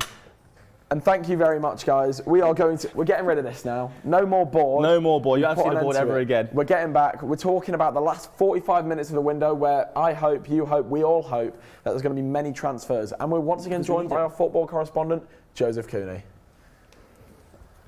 Hi. Thank you very much, guys. Obviously, they're talking about how every week there is January speculation, despite there being 3 weeks in January. So, we obviously have to speak about how Lucas Bergville, he's obviously now going to Tottenham, it seems. Obviously, massive hijacking there. Barcelona originally in for him. So, you know, we said earlier in the programme, if you were listening, that Daniel Levy does love fireworks. Well, there you go. What does that say to you both about Barcelona at the minute, though? Because how you wouldn't 10 years ago, you would never see any player choose Tottenham over Barcelona, no matter if they're offering double your wages or offering your playing time, you would just choose Barcelona. But well, what does that we know say? Barcelona's financial situation at the moment, like when Messi had to leave, Piqué had to take pay cuts. A lot of their players weren't able to be paid the same amount. They've been under a lot of financial fair play. Obviously, Xavi's out the door at the end of the season. Xavi's out the door. Thing with Barcelona as well, you know, they've sort of not really got a product. You know, they've not really got like a. There's not something. There's no vision. There's no build at the moment. Yeah, there's no vision. You know, and it's just what are they building to? You know. You say they've lost a lot of identity, haven't they? Lost a lot of identity in the last few years. I think I was always going to happen a little bit after Messi went, but I just think it's so shocking to me that the way they just the recruitment has just not been good there at all. I think you players like Kessié who went there, even Rafinha from Leeds, he's not hit the heights they ever thought he would. No. Torres, again, he went for 50 million, We've didn't he? Seen a lot of players go to Barcelona recently and not perform, which just obviously, like you were saying, it might be the fact that they don't trust Barcelona to build them as a player. Coutinho as well, DeAndre Yedlin just left the other year. Not really doing great, but they do obviously have some really great players. Ronald Araujo at centre back, he's a real top performer. And what will be Gavi and Pedri in there still, but they've still yet to reach the heights that the Spanish. But what will be interesting will be when you see these players like Gavi, Pedri, Araujo. Are they going to want to stay at Barcelona and rebuild the project, or are they going to want to leave and try and find trophies elsewhere? It's something you have to, you know. There's a few big moves in the football in League World, from Championship to League Two. You've got the biggest one of the day. We've not mentioned it in the show, I don't think, at all today. It was actually at midday. Aaron Collins, he scored a lot of goals for his Rose last season, and he's actually made the move to Bolton for an undisclosed fee, which is massive for Bolton because they're obviously pushing for promotion, and it's also massive for Bristol Rovers because they've just lost their biggest goal scorer and biggest threat. Aaron Collins is a name on a lot. Top of the list for a lot of Championship clubs. So to move to Bolton is very good for them, and quite a strange one actually, because I thought he's probably definitely good enough to make the step up to Championship. So go on. tell us about Bolton this season. Obviously, you know, second in the League One at the moment. How do you reckon this signing's going to impact their play throughout the year or the rest of the year? Well, I think it will affect them, obviously, well, hopefully for them positively, because they've actually one of the highest goal scorers in the league, with 50 goals. So just bolstering your attacking threat with a goal scorer with like Aaron Collins is good really in general, because it's showing intention. Yeah, shows your intention. Undisclosed fee, but I have heard it was around about £100,000. So it's not actually a lot of money at all. So I've seen that on Twitter. So yes, it's not a lot of money. It's low risk, and again for me, obviously, being a Coventry fan, Coventry were interested in last season. Nothing happened there, and fair play to Bolton for picking him up, second in the league, and it looks like they'll be really pushing on to get into the Championship next season. A question I did want to pose for you guys today, obviously I had quite a few prepared, I still already, but what is the best ever deadline day signing? Was it the price? Was it how he performed? You know, I mean, I would have to go with... Or January signing, anyway. Mesut Ozil in January, just what an incredible vibe, what an incredible atmosphere around just a signing. It was a big let alone signing. The player who performed fantastically at Arsenal, relatively failed by his team, but you know, just what a player, what an atmosphere, what a signing. I feel like that's, you know, one of the signings. That's probably, when you think January transfer window signing, that is what you think. Obviously Virgil van Dijk, you know, you say, oh, January transfer window signing, people don't necessarily think of him, obviously defender, you know, not as much of a flashy player maybe, you know, he's definitely had some good seasons as well, but you know, he's sort of in recent years fallen away. So, you know, I feel like for me, Mesut Ozil just defines January transfer window signing. He was really one of the greats in terms of assisting, passing, chance creation. He could kind of do it all. He had an absolute wand of a left foot as well. I would say so. He was a really, really impressive player, and he's one of those real what-if players where you look at the team he had around him, the strikers in front of him, and you go, well, if at the same time Arsenal were trying to sign Suarez, if Arsenal had Suarez up front in that season, what could they achieve with Ozil? Wow, that would be incredible. Can I reiterate the question? What is the question? Deadline day signings or we're talking about January? I don't know how he's gone for Ozil, because I mean, you have got Van Dijk in there, who obviously for me, there's never been a January signing that has made an impact like that in any side ever. He was incredible. He just honestly brilliant. Again, but no one's mentioned for Bruno Fernandes. He moved, what was it, 2018 now, for a lot, 60 million. From Sporting. But the numbers he was has put out since he's joined United has been brilliant, I'll say. He's put out goals and assists. He's one of those players who can change a game as well, he really is. Yeah, not the most likeable character, but I'm going to have to agree with you from before. Virgil van Dijk, I do believe he is one of the best transfers I've ever seen, ever, let alone January. Liverpool were going after him with Manchester City. It was looking like City were going to get him at one point until Liverpool swooped in. It was the first time you'd really seen Liverpool spend that much money. Obviously, they did sell Coutinho not too long after to bring the cash back, but really he's making that 75 million look like 10 million. He's such a good player. Yeah. Do you know, actually, we've not posed the question, what's the worst January signing, would you say? I've got one on the top of my tongue right now. Felipe Coutinho. Yeah. That wasn't the one that's in my tongue. Christian Pulisic. He moved in January for £65 million, which we all forget about. Was that not a pre-deal? I'm not sure if it was pre-deal, but I know it was in January. I think he never hit heights he was meant to hit, did he? Pulisic. Well, I just thought, you know, you'd like to know that Lorenz Assignon has joined Burnley on a loan deal with buy option clause from Rennes. And we don't know what the buy option clause is yet. No. We don't know the amount, but that's been 100% confirmed. Lorenz Assignon now has joined Burnley on a loan deal with an option to buy clause from Rennes. How are we feeling about that deal then? Good for Burnley anyway. Yeah, I feel that's a fantastic deal for Burnley. I mean, you know, they are struggling now completely. Obviously, that'll be Vincent Kompany there wanting to sort of, you know, bolster his squad a bit. You know, it means that he can now sort of rotate. It means he can change those players a lot more. My problem is with Burnley, though, affects in their team. They've got so many different players. I've watched them a couple of times this season. I've seen them line up with a different 11 every single time. I just think you can keep signing players, keep doing whatever, but you're going to end up like, I mean, Forest saved up somehow when they signed about 40 players, but you can in football you need a squad that gels, and you can't just keep bringing in players from left, right, and centre because it's never going to work. And I just think he can't pick his best 11. Yeah. He doesn't even know his players inside out. Who's their winger? Who's just about to go on loan? Oh, I can't remember his name. It's gone off the top of my head. He was meant to go to the Championship. He was quite good for them in the Championship last season. He was, but he's one who's meant to go on loan now, and they just can't pick an 11. They just can't pick an 11, and for me they're one of the favourites to go down. I do think one thing with Burnley is I do think they need the help this season. You know, they've got a new philosophy. Burnley were always one of those teams, you know, they get it long, they defend at the back. They were really good at the home ground turf more under Sean Dyche. And now they've got Vincent Kompany. He's a different style of football. You know, he's come in, he's played under managers like Pep Guardiola, Mancini. You know, he's going to want to play a bit more positive football. And obviously that's going to be very new for the players who were at Burnley before he's come, and it's about ingraining a philosophy in the club, and it's just can he do that in time to survive the drop. You know, we saw how they were able to do it in the Championship last season, but the Premier League is a different beast at the end of the day. We just had our 500th deal of the window come through. Oh yeah? Yeah, we've got the live data here. It's the 500's just come through. Can we confirm who that is? Can we find out who that is? On here, it's come through as Auro Mangala, who's signed for Lyon from Forest. See. So that must have been I think we spoke about that already. About that for a while, so a bit slow there, really. Well, blame the counter. Blame the counter. We are blaming the counter. Blame the technology. Blame the technology, not me. What I'm saying is, you know, whoever's reporting that, not on it like we are. So, you know, that's why we tune in here and nowhere else. No, okay? That Mangala deal was going on for a long time. It's been through the whole day yesterday as well. But as well, just to confirm, there were talks about it before, but Sheffield Wednesday have now fully announced the loan deal of Ian Poveda from Leeds United. You know, we were talking about how Birmingham City were also interested. There were lots of talks around that. They miss out on the man. Massive for Sheffield Wednesday. They're a team not doing the best. I think they're second bottom at the moment in the Championship.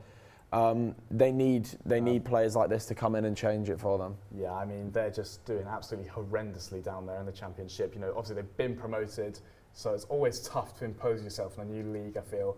But, you know, you see a lot of people who come up just go straight back down. So we'll see how they do, really. Well, here's one I think we've missed, actually, in the show. Kiefer Moore just played for Bournemouth about 3 days ago when Bournemouth, I can't remember when played Bournemouth, actually, off the top of my head, but Kiefer Moore just played for him recently. Looks all right still in the Premier League. He's gone to Ipswich, which is very good for them. That's big for Ipswich, especially, you know, with that promotion push. Because they're already second in the league. I think they've just got knocked out of the FA Cup, didn't they? Yeah. So they're just going to focus on the league now fully. And they were already pretty good at scoring goals before, Kiefer Moore. And he's a proven striker in the Championship. And honestly, it's a loan move, and I don't think there's an option to buy. So I don't see anything wrong with that deal at all, to be honest. That's actually one of my top deals of the window for a Championship club. Fantastic deal there. It's a really good pickup, actually. And we spoke about Lino Sousa earlier, didn't we, as well? He's gone from Arsenal to Villa, but he went to Plymouth, didn't he? You know, and Plymouth need all the help they can get because they're struggling. It is truly becoming crunch time. Only about half an hour left for the transfer window now. Will we see anything? Will we see anything? You know, we've seen Sheffield Wednesday have just announced Ian Poveda.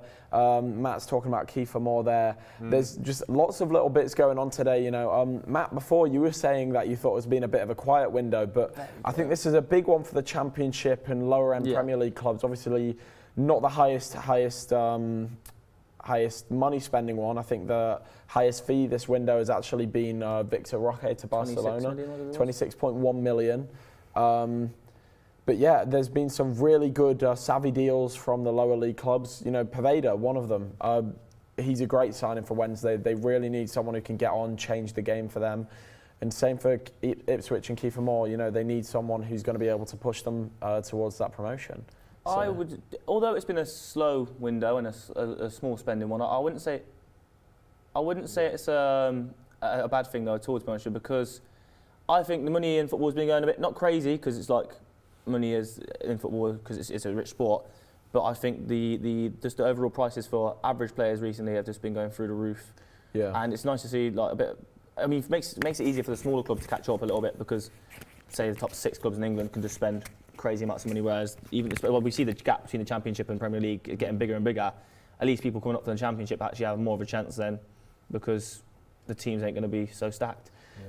Yeah, I think as well. It seems to have been the window of the defenders. To be honest. You know, Lorenz Assignon, who you just announced, Billy Cometio, who we were talking about before, Holgate and Godfrey, Mason Holgate and Godfrey both going to Sheffield United. That is. And let's talk about that for a second. Very, actually. very Let strange us to me, talk though. about that, because that was a fantastic deal from Sheffield United. Obviously, they've been leaking goals. You know, they've Leaking been goals. pretty poor throughout the season. We can say, you know, I think that's pretty objective. So, you know, needing to tighten up that defence is important. Obviously, both of those players proven in a relegation battle before. Yeah. So we'll see how they deal with that, you know, that same environment again, that relegation environment. We'll see what they do. Just to with stop that. you there, we can also I say know. Celtic have just signed Adam Eder on loan from Norwich, which is massive. That's a good signing. He's a really talented player. You know, he could have a big impact for Celtic. Hoping to see how he could impact them. He's there for 6 months. 6 months, is he? Yeah, it's looking like. And I wonder how he will fit into their starting 11 then currently, because I'm not too in tune with Scottish football. But another thing is players like Adam Eder, you know, he's an Irish player, but apparently his family are all Celtic fans. And you see it, obviously I follow a lot of Liverpool, you see players like Harvey Elliott. When you get someone who's been born into a family who supports a club, you'll see them run the extra yard. They want to win the ball. You know, if they lose it, they're going to be the first one to try and win it back. And players like that are going to make a massive impact. Very, very promising young player as well, actually. He was going to be quite. Honestly, I've watched him a few times, and I've watched him last season Championship play against Coventry, and I actually thought he was quite good. I watched him up front with Timu Pukki when he was at Norwich, and the link up between him, because he's quite a big, quick guy, and Pukki was really good. But he's not actually been that prolific in front of goal. But you look at the Celtic strikers, you've got Maeda, Abada, and I can't really think of too many more. You've got Kyogo actually, but he's less of a striker. Yeah, so, to be honest, he probably will get quite a few minutes in the side actually. And he again, Scottish League is probably Championship standard-ish, isn't it? Championship standard or so. So he'll probably find his feet and actually start scoring goals in the league. Yeah. But Ben Godfrey and Holgate again, though. For me, it's just crazy to me why Everton would let them both go. I know.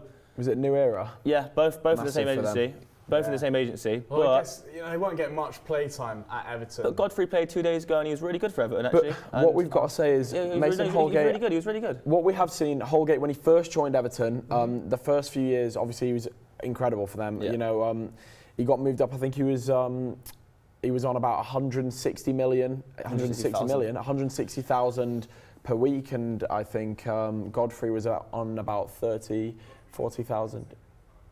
Yeah. 40,000 a week. Obviously, Godfrey is not confirmed Still in at the the moment. works, It's isn't still it? in stipulation. It's still in the bands. But it looks more likely than not. You know, not only is that great business for Sheffield United, it's great business for Everton. They're a club who, obviously, we've seen their financial fair play situation. Need the money. They need to free up that wage space.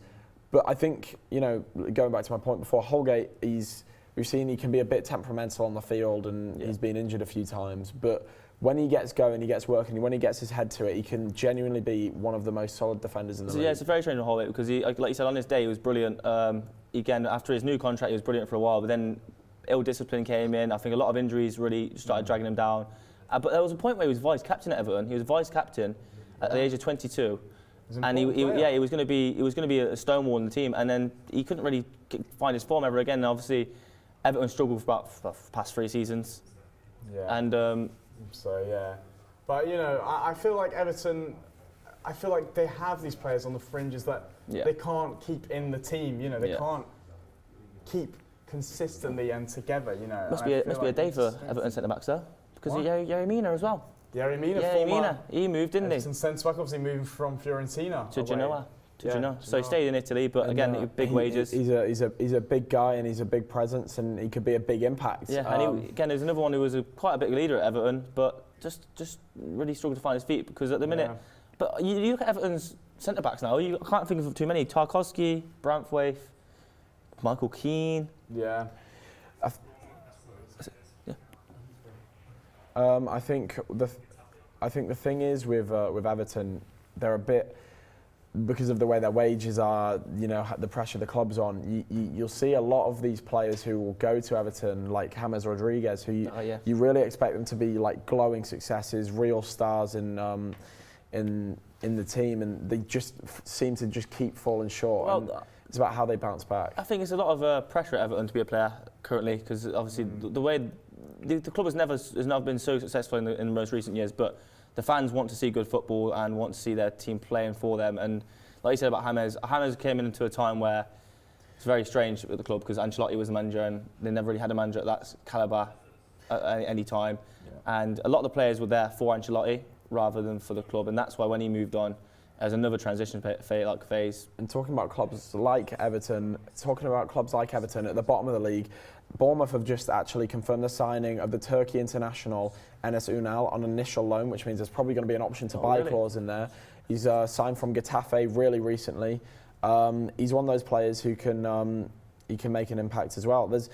The thing is, we're seeing a lot of players who are going to come in, make big impacts for their clubs. You know, a lot of players who teams are going to want to be getting in the starting 11 and kind of, doing stuff for the team. He's a Turkish-born striker, isn't he, Ünal? How old is he? I think 26 now, is he? 26? Yeah, 26 I think he is now.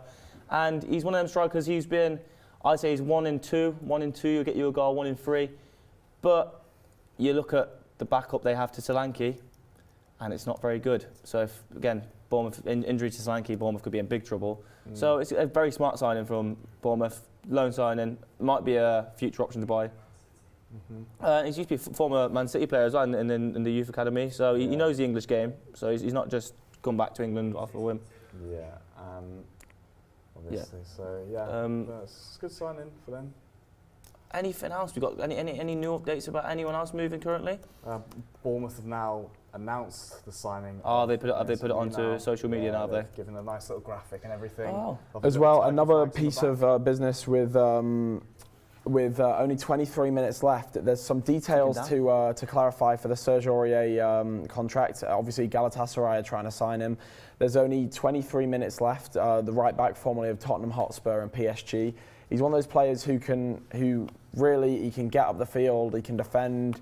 We've seen at times he can be a bit shaky, but at a club like Galatasaray in the Super League, he can make a real big impact. But with only 23 minutes left, there, if I'm a Galatasaray fan, I'm going to be biting my nails right now. Galatasaray seem to be very good at getting moves done, though. Yeah. Definitely, I'd have to agree with you there. We can also confirm now that Ünal has an option to buy clause in his contract for 16 million. So if the striker does perform well at Bournemouth, probably going to be as Solanke's understudy, like you were saying. And future replacement, because clearly in sight says Solanke will be on his way out in the summer. Yeah, so he's had a great season. He'll be someone who they'd be maybe looking to make a bit of money, especially if they're able to stay up. They'll need to reinvest. Yeah. And one thing about Solanke is I'm pretty sure Liverpool have an option to, a sell-on clause, I think, if I'm correct. I actually don't think we actually got both of your choices for worst January signing, though. Because I give my opinion, but we never heard your opinion on January signing. You did, but we can't agree because that's boring. We can't agree, so please have your own opinion. I'm very sorry, but I also just happen to think it is... Oh, you just happen to think it's Coutinho too, do you? You know, how many real January transfer signings, flop, honestly? I mean, you see loads and loads of signings in January transfer window flop. I mean, I believe Lucas Perez was a January transfer signing. Jose Perez, one of the two. Whichever one went to Arsenal. He was a January transfer signing. He was surprisingly good at his next club, though. Scored a goal in the Europa League, and then we never heard of him again. Yeah, but he was very good. Where did he move to after Arsenal? Because I remember watching a game of him, and he was brilliant. Was he? Yeah, I think so. I can't remember. He just sort of faded into obscurity. But you've got loads of little signings like that. I guess you know. But if we're talking about big money, big signing. Coutinho in the January transfer window, hundreds of millions, and yet, he wasn't able to perform. He couldn't perform at all. Oh yeah, Suarez to Liverpool. Was that January? Oh yeah, because Liverpool actually that window they just sold Fernando Torres to Chelsea, if I remember correctly, and then had 2 panic buys. One went wrong, one went incredible. And guess which one it was? Andy Carroll, Luis Suarez. Could you Carroll was obviously the good signing. Tell us who the great and the not so great signing were? But one thing about Andy Carroll that a lot of people forget, he scored against Everton in the Carabao Cup semi-final at the time. I think it was the Carling Cup, which Liverpool went on to win. If you look back against Everton and Liverpool games, some of these games, some players who have scored for Liverpool, only scored against Everton. I swear to because Benteke loved to score against Everton. The guy couldn't score a goal at all. Origi loves a goal against Everton. The guy couldn't score a goal. Origi loves a goal anywhere. That man is fantastic. When it comes to the last 10 minutes. Speaking about Origi, though, there was rumours today of him leaving. Could we see him leave with 20 minutes left? I don't think so. But I doubt it. Honestly, last time I seen pictures of Origi, he didn't look in good shape to play football. Yes, he looked like he at Origi. to be honest. If I'll be honest. So him and Neymar must be on the same player, to be honest. Him, Neymar, and bloody Sammy and Nasri, because you see pictures of that man now. Well, Sammy and Nasri. Guys, just remember to keep it professional. Yeah, well, obviously, you know, but Sammy Nasri's retired. He can do what he wants, you know. But great player though. He was Neymar, a great player. No, he's a bit of a Judas, really, from an Arsenal fan perspective. He would be an Arsenal fan, though, eh? Yeah, well, you know. We can confirm that there is only 20 minutes left as well. 20 minutes. Sorry about that. I've just completely cut you off. Do you know what? It's completely fine because it is important to know that there is 20 minutes left, despite being. Oh, news just in from the Football League. Oh. Salernitana to land Brown on pre-contract. He's leaving Preston North End, so that's the Preston captain. Has not re-signed a contract and will be leaving in the summer. As well, to go to the Serie A as well. So that's good luck to him, actually. Yeah, again, it's another English player leaving.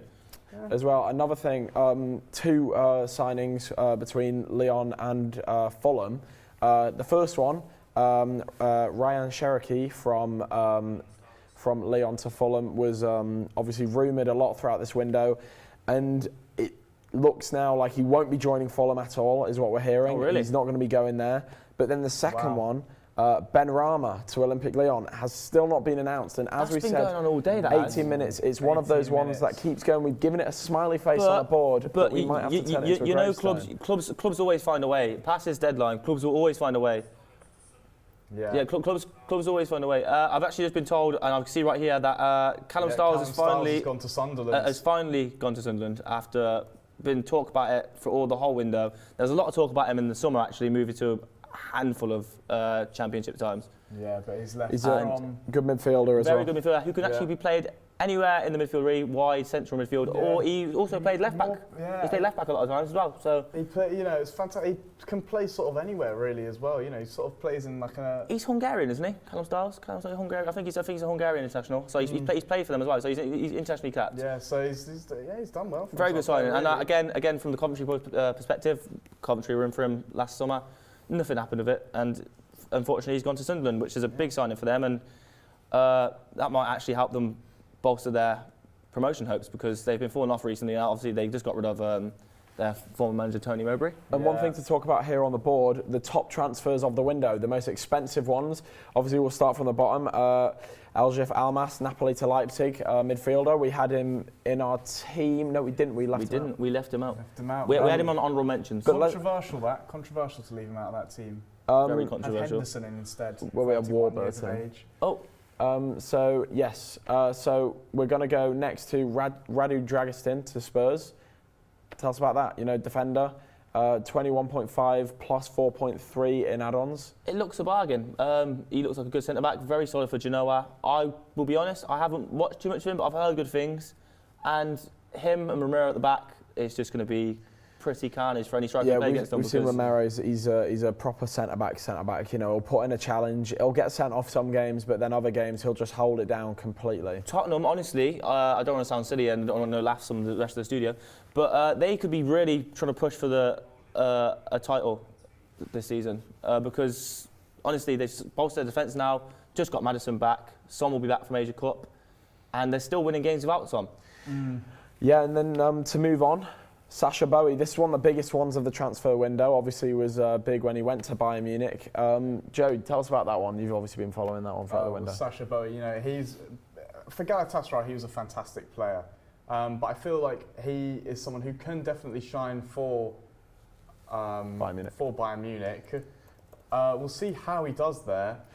You know, he's one of those players at right back, isn't he? He can really get forward. He can win you games. He can get you goals. He can get you assists. A bit like players we see at Liverpool, Trent Alexander-Arnold. My worry is for him though. He's 23 years of age, and he's not been capped by France yet, and that makes me think at 23. I know France have got an abundance of players defensively everywhere across their side, but to me, Bayern signing a not internationally capped full-back when they've already got Mazraoui, like we spoke about earlier.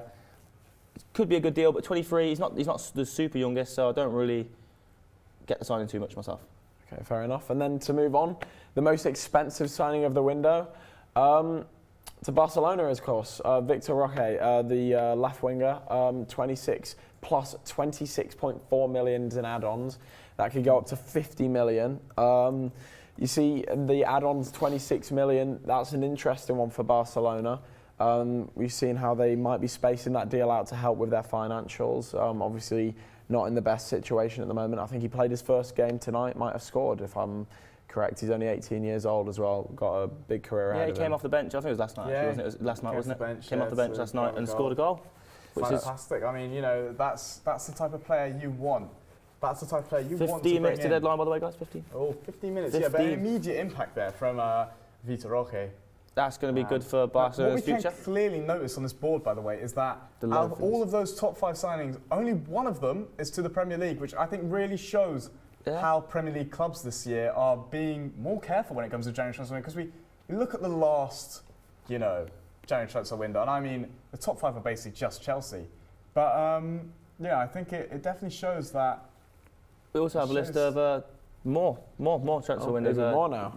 People we'll start from the top this time. We'll start from the top, yeah. Do you want to read it or me read it? Oh, I'll read it. Oh, go on, read it. I love me some Renan Lodoi. I think he's a really good player. I saw him play live actually against Liverpool.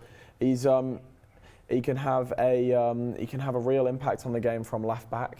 So yeah, he's a great signing for Al Hilal. You know, we've seen the Saudi League is starting to get more and more players throughout summer last year. They've been quite quiet actually throughout January, but they've made another big signing there. It's crazy to me though, again, because as a player in your prime, I think he's 26, playing for Marseille, I guess he was getting minutes. But he's money talks, but he must see everyone else wanting to leave the league.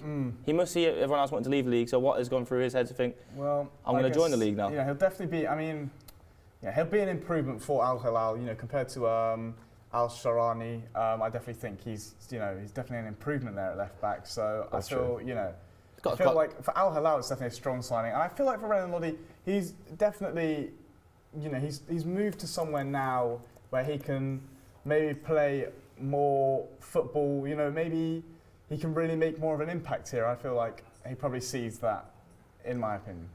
As well, just before we've actually been told we've got some comparisons coming up soon, who we're going to be able to talk about player versus player comparisons. I'm looking at the Al Hilal lineup here actually as well. They've got a very strong core. We've got a very strong core actually. Koulibaly's there. Bonu in goal. Bonu, he was a very good World Cup for Morocco. Yeah, he's there. So, I mean, obviously Neymar is still there. Gallo. So they might be pushing for the league next season. Yeah. One thing is, these are actually the top 9 signings of the whole entire thing, and only one of them has gone to the Prem, which is crazy. So, I mean, it is insane, considering especially that, you know, in the last few seasons, especially last season, the top 10 signings were all to the Premier League. So it really shows the lack of money, the sort of, and obviously the worry about financial fair play that sort of is plaguing this transfer window, and especially this deadline day. As well, to talk about that, I think another thing is when you were speaking before, you guys were talking about how one of the biggest reasons for January signings is a new manager. And we haven't seen many sackings in the Premier League yet this season, especially not compared to last season. You know, loads of managers were getting sacked. I think this time there'd been about 3 or 4 sackings already in the Premier League. And those sort of managers will come in with the promise that they're going to be able to rebuild the squad in January. And, you know, we'll see at clubs like Chelsea, they're not going to be signing too many players. They've just done a massive rebuild. Liverpool, Klopp's just announced he's leaving, so they're not going to be signing anyone. Everton and someone else whose name is split right. Forest. They're under financial fair play allegations at the moment, so they won't be signing too many people as well. Going off the point about the Premier League not spending much, it really triggered a memory in my head of about, must have been in the summer. I remember I was scrolling through Twitter, and I seen a quote from Florentino Perez, obviously the Real Madrid owner, director. He actually quoted and said that the Premier League needs to be handled and stopped with the amount of money they're spending, because it's not quote unquote fair. Although to me it made me laugh, because 10 years prior to that, Barcelona and Real Madrid were the powerhouses financially in football, and they've never shared with the Spanish league ever.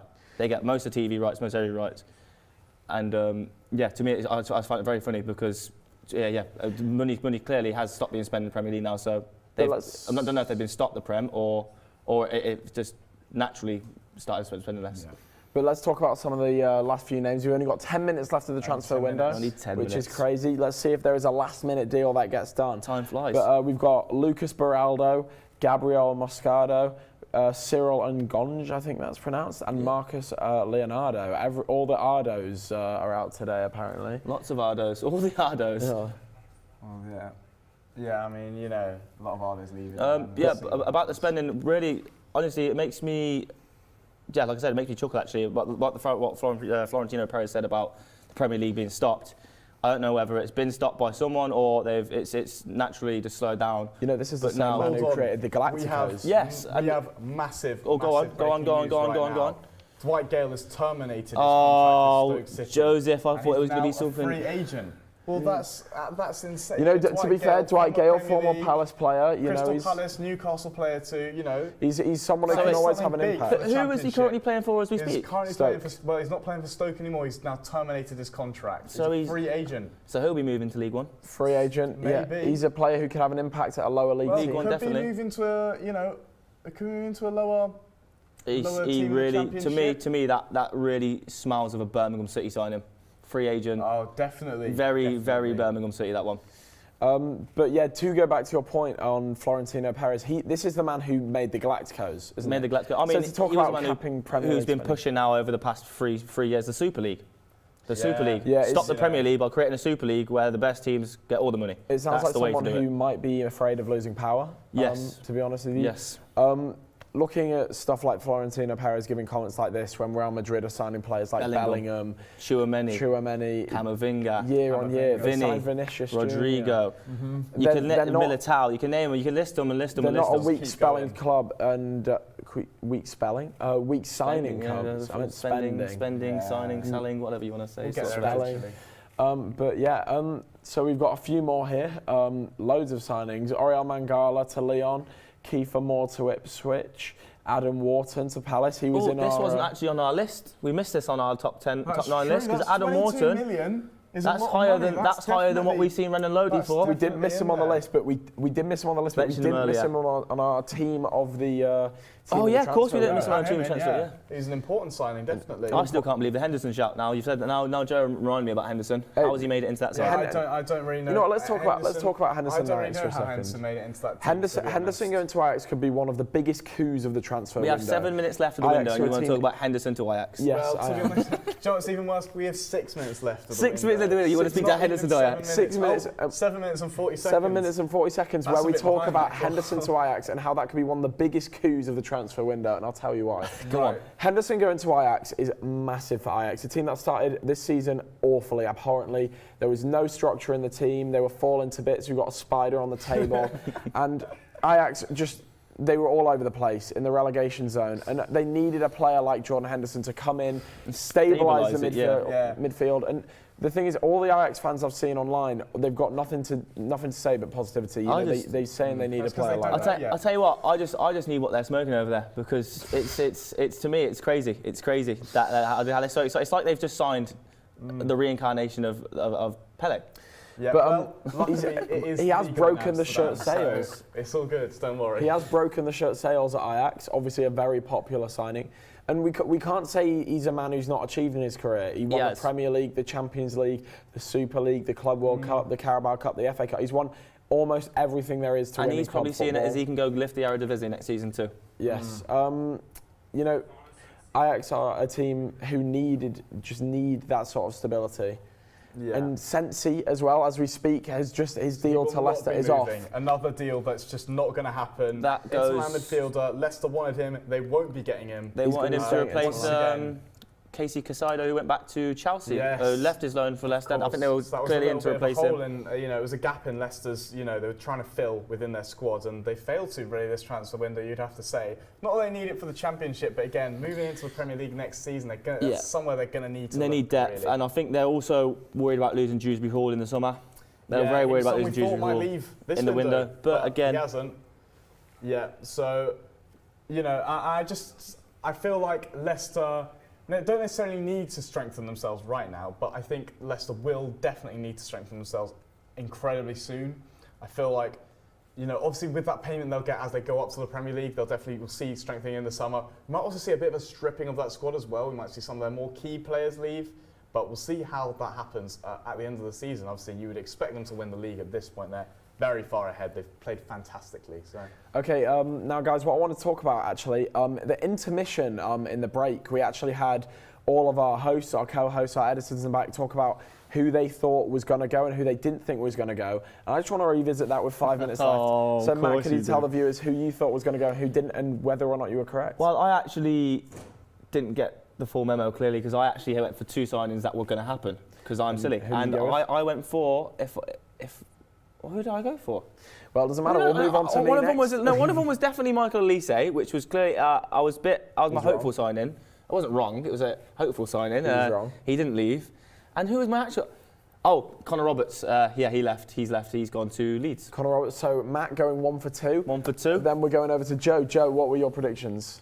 My predictions were... The face of a man who does not remember. So we're going to let him try and remember, and we're going to go over to me. My predictions were definitely important, okay? Okay, they just weren't very memorable. Probably because they went through, they're probably just both correct. I can confirm 2 out of 2 for Joe. That one of us did go 2 for 2. That was me. Because one of my predictions was a bang on. Yes. There was no way it was wrong. So my first prediction, which could be in doubt, actually, it could be in doubt, Ben Rama to Lyon. But as we get to the deadline day, we can actually talk about Ben Rama to Lyon. Already on the deadline day. As we get to the deadline, we can talk about something called the deal sheet. The deal sheet allows clubs to have additional time, and we could see that used with Ben Rama. But my other prediction, Mbappe isn't leaving. Did he leave anyone? No. That's a bit of a cheap one, though. It's a bit of a cheap prediction. That's very cheap, because that's like me saying, like... mumblings of Josselin not going to Sevilla. I could say Gerard's going to play for Coventry. Gerard? Yes, that's me saying he's not going to play for Coventry this season. What a ludicrous prediction. Have some shame. Anyway... Eric Cantona is going to Leicester City. Is one of the biggest signings of the season. So Sam's now gone 3 for 3 on predictions. 3 for 3, Sam. That's crazy. But, one thing I would like to speak about, going back to it, is the deal sheet. So what the deal sheet is... What is the deal sheet? The deal sheet allows for a club to confirm that a deal has been reached in order to allow for additional time to submit the remaining documentation from the deadline at 11 o'clock. The deal sheet cannot be used before 9. No. It has to be used after 9. So they get 2 hours. They get 2 hours to send in the sheet, don't they? Yes, they have 2 hours to send in the deal sheet if they don't think a deal will be done by the deadline. And if they get it in, then they get a little bit more time to try and get a deal over the line. And let's talk about deals that needed a deal sheet. And one of them is De Gea to Real Madrid. Yes. If anyone remembers that, the fax machine didn't work. It couldn't work. Didn't so fax. They couldn't get the documentation done. Why in 2013, 14 was it? When was it? Why are we using faxes? I think it was a little bit later than that. Was it really? I can't Actually, remember. I say that. I can't remember what year he was meant to go, but he was meant to go. But yeah, but no, the fax machine. You know, I mean, they do still use it for legal documentation. That's why. But a lot of people do say that, you know, using the fax machine in 2015. Some people say that it was, you know, a bit of a scam on Real Madrid's part. It was a bit of a conspiracy theory around it. From Norwich. They have just signed, I don't want to butcher his name, Van Hooijdonk. Van Hooijdonk to Norwich. He's on loan from Bologna. They hope to make the deal permanent at the end of the season. He's a 23-year-old defender. And yeah, he's finally signed from, apparently they've been in from all window. And he's passed his medical and he's ready to start. But what we should say about Van Hooijdonk, done with 1 minute and 30 seconds No deal sheet needed. No deal sheet needed. Just barely made it in time there, so that's fantastic dealings. It's a very good name. You could say it's a slam dunk from that's fantastic. Getting it done with this little time over the line. Oh, and another one from the Football League, Polish winger, another name that I don't want to ruin. We'll just go to the second name. Placheta has completed a permanent move to Swansea from Norwich. 25-year-old. Norwich are just in every deal here, it feels, you know, it's just the Norwich window maybe. They are like that though. The Norwich are another one of the clubs like they just seem to get deals moved like, over the line very quickly when they actually want to. And to just get alliterate, just to go back to our deadline counter, under a minute left now. 45 seconds, 44 seconds. Will anything happen? Will anything happen in these closing seconds of the deadline day? No, turns out our time is a little bit off, guys. I've just got a notification on my laptop saying the window's shut. You have to wonder why he said that. We don't have to tell them that. That was, our time is the only accurate Our time is the only time. We have 30 seconds left. Yes, 30 seconds left. Oh, actually, make a move. Matt Sal's to Strasbourg. I mean, from Strasbourg to Forest has been completed. We thought it was off before. And that is our final deadline. Talk about that then. Final deal of the day. Yeah, clock's gone. Final deal of the day. Matt Sal's. We got about an hour ago. We reported that it was off. He's gone for 5 million. The goalkeeper has moved to Forest. They're probably replacing Turner because he's been not too good this season. Yeah. And that's the final move of the. Before the one thing, gentlemen, we have spoke about is the best signings of different January windows with the transfer window closing now. Let's talk about the transfers of this transfer window. What has been the best one for you? What's been the best for me? What's been the best for Matt? We'll have a conversation of this about window, that. did you say, sorry? The best transfer of this January window. Ooh. Well, that's a good question. I like that, Sam. Seeing as you posed the question, are you going to start whilst we think? I will. Introduce us. Thank you. I will. Matt was talking about how he didn't like the signing, but I think Sacha Boey to Bayern Munich. I think a truly inspired signing at right back. He can have a massive impact. He's very attacking minded, and what we're starting to see in modern football now is these right backs, they're not staying back anymore, they're getting forward. We're seeing players like Trent Alexander-Arnold who are really having an impact, who can almost play in midfield nowadays. So he's probably my signing of the January window. How about you? If I had to pick, I really do see Broja making an impact on that Fulham team. I really see him, Jimenez sort of has had a goal drought ever since that head injury. He hasn't really been able to impose himself on that Fulham team. I feel like he could make a major difference there, especially considering what he was able to do at Southampton. Obviously he hasn't been playing up to his best standard at Chelsea, but I think him at Fulham could be a game changer, really. Yeah. And how do you reckon he could affect the league position for Fulham this year? They're going to be wanting to be honest, realistically, they want to be trying to fight for Europa League spots, but it's about can they do that? I think he could push them up the table. The Europa League might be a bit far right now, but I think they can definitely challenge for that spot, whether they'll get it or not. How many goals do you think he's going to finish on? How many goals I think he's on 1, I think, at the moment. Just for Fulham. I think he'll probably times that by about 10. I think 10 would be a good number. I think 10 would be a good finish for him. Can see 7 goals as well. Fulham. I can see somewhere in that 7 to 10 range. I can see Fulham really kicking on again because they started the season really well, but a few injuries. I can see him scoring from 1 to 10 goals, and you can pick which number you think it's any number, any number between 1 and 10. So Matt, let's talk about yours. Signing of the season, have they had an impact on the tactics? Do you reckon they can affect the league position? Are we doing signing of the whole window? Not just today. The whole window. I don't know. I'll change it up. I'll go for one out the Football League, and. I've literally just got something in my ear. My prediction right earlier. We literally spoke about Dwight Gale 5 minutes ago. Where did I say he was going to go? Birmingham City. You never guess who's made an offer for Dwight Gale. But my question about this Birmingham City offer for Dwight Gale, there's not going to be time. He's a free agent. He is a free agent. How can I forget? His contract. It's almost like they've just put that out of my head and said, yes, we have Dwight Gale. Watching the stream, I think, they might be watching the stream. You said that, didn't you? I did say that. Yeah. I've gone 2 for 2 on predictions. That stinks of a Birmingham City signing. Yeah. We might have our very own genie on the. You heard it here first. Way before anywhere else. I did. This is a scoop. We need to hear about the genie's signing of the signing of the window. We'll stick with the Championship then. It was like, I was looking at Kiefer Moore, very good for Ipswich, but one that's happened very recently. I like Callum Styles. Callum Styles, he'll really show up Sunderland's midfield. He's box to box, quality left foot, and they need just really good midfielders. To be honest with you, to go in there with Job and I can't remember the other CDM's name. He's good. Ekwa, he's good as well. So the midfield will be very strong now.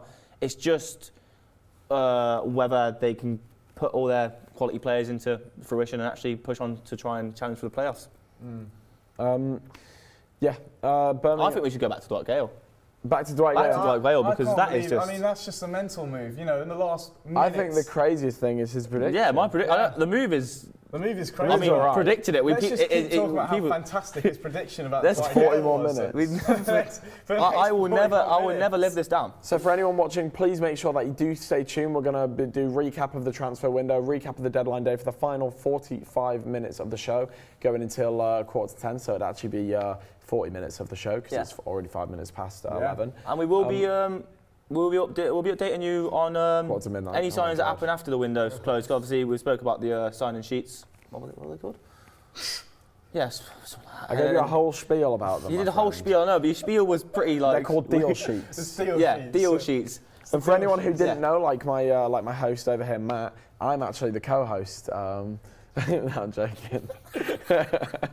Carry on. Carry on what you're saying, co-host. The deal sheet allows for clubs to confirm that a transfer has been agreed, but won't be done in time. So it gives them a little bit more time to be able to get a deal over the line, and they can only do it it has to be submitted, before 9 o'clock. And don't worry if you're forgetful, because we will pull that fact up again in about another 30 minutes. Because outside of transfer news, though, Man United beat Wolves tonight 4-3, didn't they?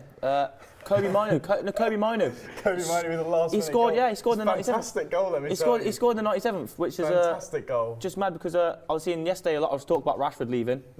Obviously after his whole fiasco with the club and not training and whatever else. And he also scored. And just again the Tottenham signing Lucas Berg. What was his name? Lucas Bergvall. He's actually turning 18 today as well. Tomorrow. In 43 minutes. That's a fantastic little birthday present for him there. Choose not to sign for Barcelona. Go to Tottenham. Go and get yourself a beer, mate. Go to Spoons. Really, sign for Spurs. Happy birthday, mate. And he gets to spend it in England. So he'll be able to go to Wetherspoons. He can get himself a hooch. Yeah. He can get himself a pizza. And he can, go sit with Tonali and Wetherspoons, have to play with Spoons. With Spoons and Spurs. But actually, speaking again on Man United, for me it's mad that Man United didn't sign anyone because they need it. Usually do. They need it, and they didn't actually ever. I mean, they're usually quite big in January, making signings. So it's just very strange. Yeah. What is 53? What? Have we? All right. Well, we're going to wrap that up, and we're going to do one final question. Which signing do we think is going to hit the ground running? Calvin Phillips has done. Last year he did the opposite at City. He didn't even hit the ground. Did we He's see still him in the air. Did we see him on the pitch? I think his feet were dangling off the bench. Sad. Wow. I rate but him as well. he played today. I like him. 1-1 at West Ham. But he had a bad performance, is what we've been told. Terrible performance from Calvin Phillips tonight. He is not hitting the ground. He is sinking fast. Okay, he has hit the ground and gone straight. We'll go back to the question. Obviously, we've not been watching the game. We couldn't watch the game. Really know. But we are going to be wrapping the show up there. I believe we're wrapping the show up. We're wrapping the show up. So yeah, that comes to an end. Thank you for tuning in with me and Matt, Joe, Robin. I think we will be back Max. though. We will be back, I believe. Are we going to? I don't know. I don't think we are. Are we? Yeah, I think we're having just a small break, 5-10 minutes. So don't go anywhere too far. Get your popcorn. Get I take back all those thank yous, guys. Make sure to stay with us. You can't for the take back final a minutes. thank you. We're not thanking you until you've. So we're going to go on time. break in the next minute or so. We'll just be wrapping everything up today. So for the final minute, what we're going to talk about is Calvin Phillips and the fact that he's hit the ground. We're going to talk. We're talking about what signing. Co-host, he needs a break. Let's just go to a break. No. What signing do you think, other than Calvin Phillips, is going to hit the ground running? We're finished. We're going on a break. I think we're going to a break. Matt, sit down. We're going to a break. Matt, our host is leaving. It's all. Listen. Right. We'll see you later. Quick 5-minute, toilet break. Go to the toilet. Come back for a break. Reconvene heads. We'll be here soon enough. Okay. So stay tuned, please, and thank you. Thank you.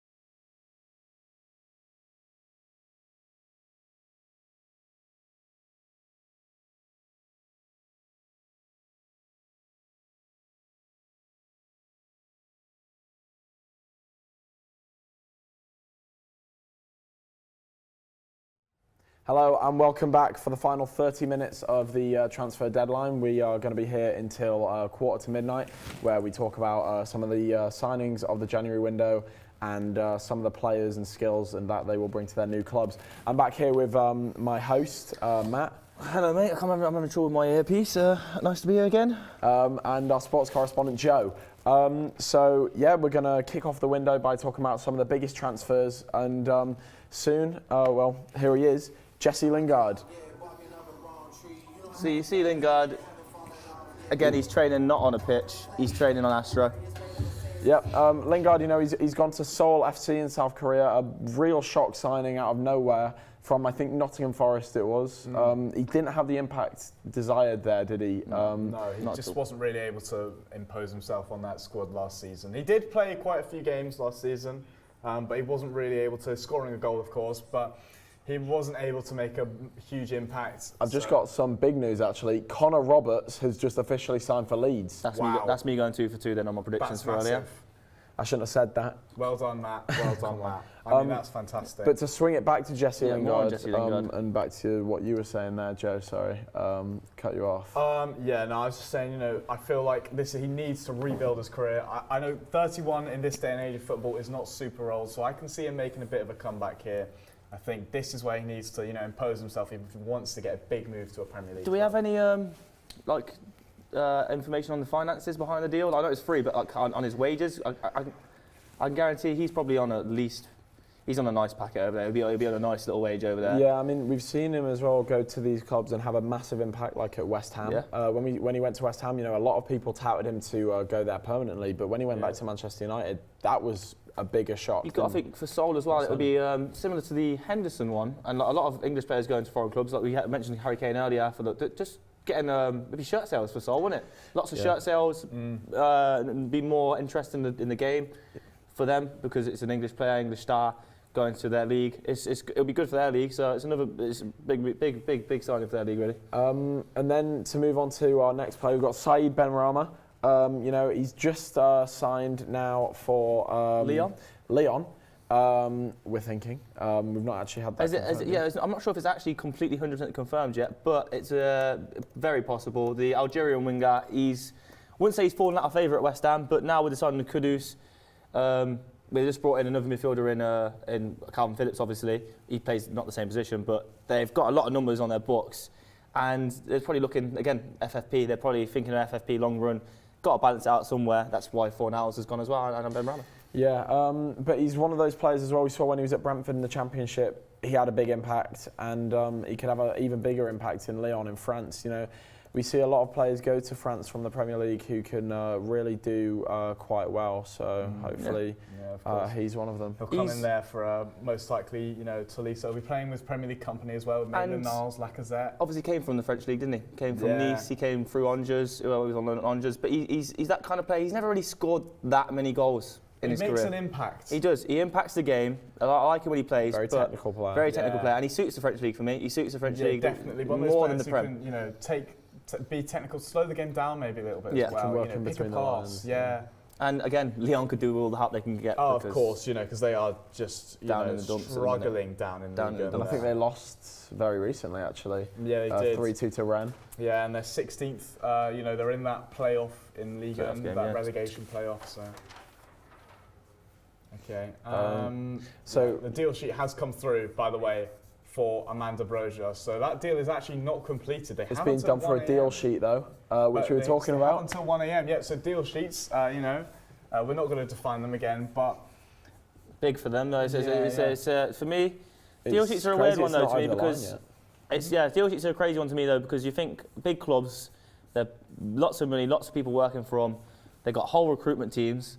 Why does it take a whole month, a whole day, to have a deadline? Well, why leave it till why leave? That's my point. Why leave it till you need the deal sheet? I don't really understand it, because to me, it's even a bad look for the club, because if you're a player, you want to be signed and you want to be signed to, you want to know you're there. As soon as the deal's been made, you want to know they want you, and if they want you that much, surely there should be no need for such negotiations. I know a lot comes into contracts and talking with each other's agents and all. A lot goes into it, but deal sheets to me are just very a strange one for me. As well, I'd like to say to anyone at home who may be watching, please send in your questions if you've got any to the COBFeed Twitter. Yeah.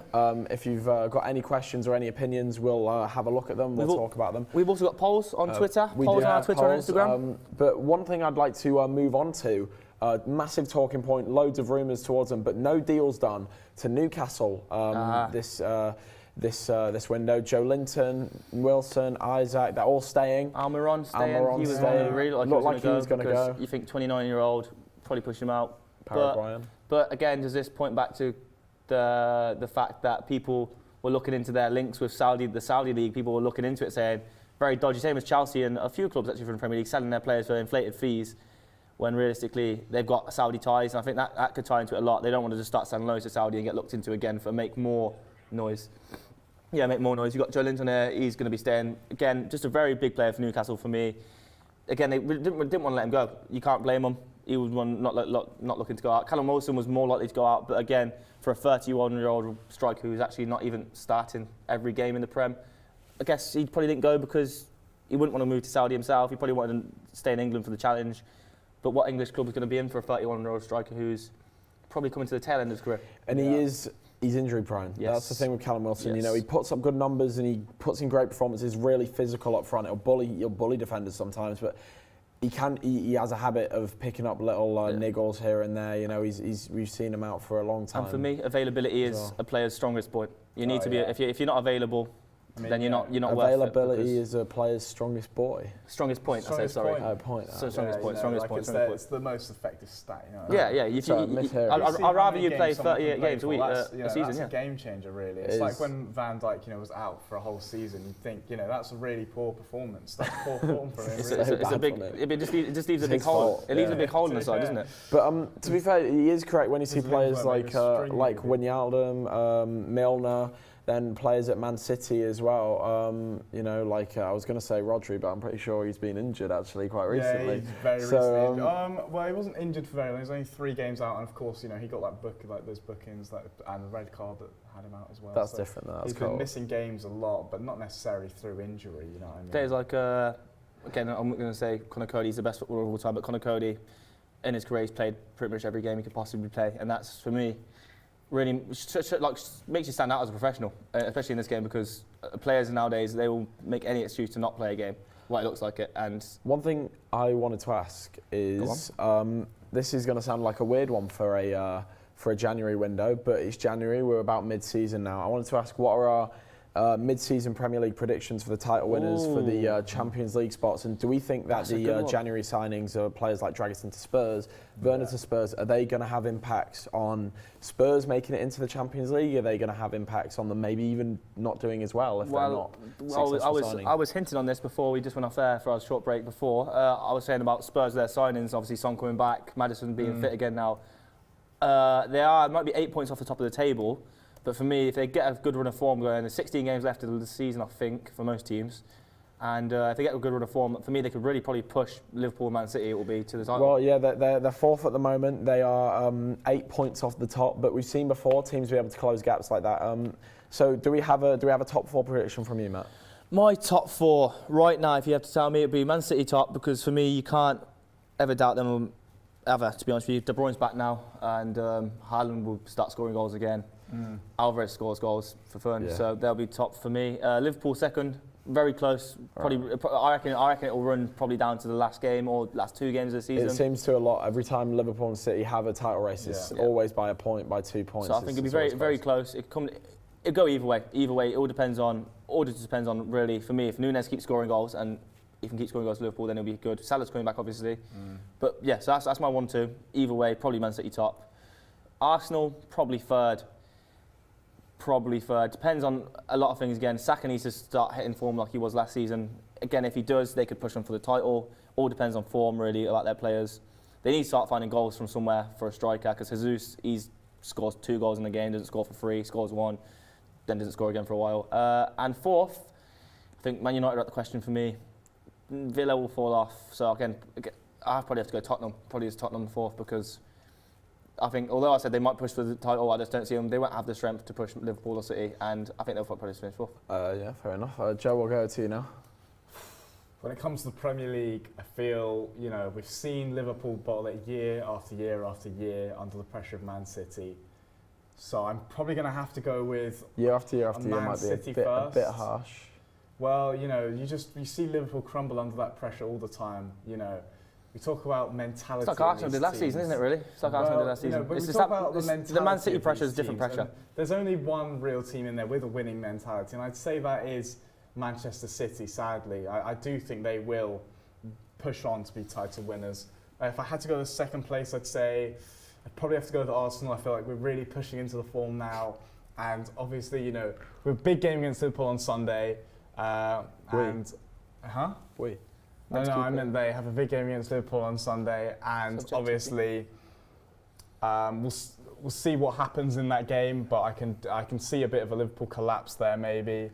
And then obviously Liverpool third. I can see them definitely holding on for that season. Maybe be battling Tottenham for that fourth. Here's one in. Here's one in. Oh, for you Coventry people. I've been looking at this deal all day, to be honest. Yeah, I came out just this morning, to be honest. I looked at it. Ephraim Mason-Clark has joined Coventry for an undisclosed fee from Peterborough. And I think the 24-year-old will go back on loan for the rest of the season to Peterborough. But that means he'll be joining up Coventry next season. And he's a very exciting left winger. And Coventry calling out for left winger. And to me, I don't understand why they've let him go back on loan. I guess maybe Peterborough didn't want to sell him without loaning him back, something like that. But that's a big one for Coventry fans. And yeah, they've got over the line about 10 minutes ago. Nice. Big deal for Cov there. Yeah, big deal for Coventry. What would your prediction be then? My prediction, Sam? so I'm going to actually go bottom to top. Like not all 20. Don't worry. We're doing all 20. No, I'm not doing all 20. I'm doing 4-1. 4-1. So in fourth place, I've actually got Arsenal. I feel like the team this year, they might be a bit burnt out from last year, obviously going for a big title push. I don't think they're the strongest team this year. I think they are lacking a striker, and not getting one in January, I think, is detrimental to them. You know, we've seen time and time again, Jesus up front, Martinelli's not the best finisher, and when Saka's not hitting goals week in, week out, it's not the best for Arsenal. Then I've actually got in third, I've got Spurs. Yeah. I really do have a feeling about this Spurs team. I think Ange Postecoglou's had a great impact on them. They had a bit of a dip about a month or two ago, but I think the signings of Dragiston, Timo Werner, I think they can really help them push on. You know, also signing someone else who I've managed to forget, Veliz, I think, or did he leave? He left. He left actually. They signed that young goalie, didn't they? Gauchi. But yeah, it's just, you know, creating backup, and the young goalie was Tavilla. Oh my God, it was Tavilla. Anyway, in second place, I've actually got Manchester City. I've got a real feeling, to skip past City here, I've got a real feeling Liverpool are going to win the title this year. Obviously, with Jurgen Klopp announcing he's leaving, I think the players are going to be playing for him, not just the badge, not just the fans, playing truly for their manager. Going to want to give him a good send-off. And with Liverpool, they've got a great chance to win a few trophies here. They're in the FA Cup. Are we in the round of 16 now? Going to the sixth round? Yeah, into the FA Cup round of 16. They're in the final of the Carabao Cup. They're a very strong favourite for the Europa League, and they're first in the league with 5 points clear at the moment. So my worry would be is that you don't win trophies being emotional.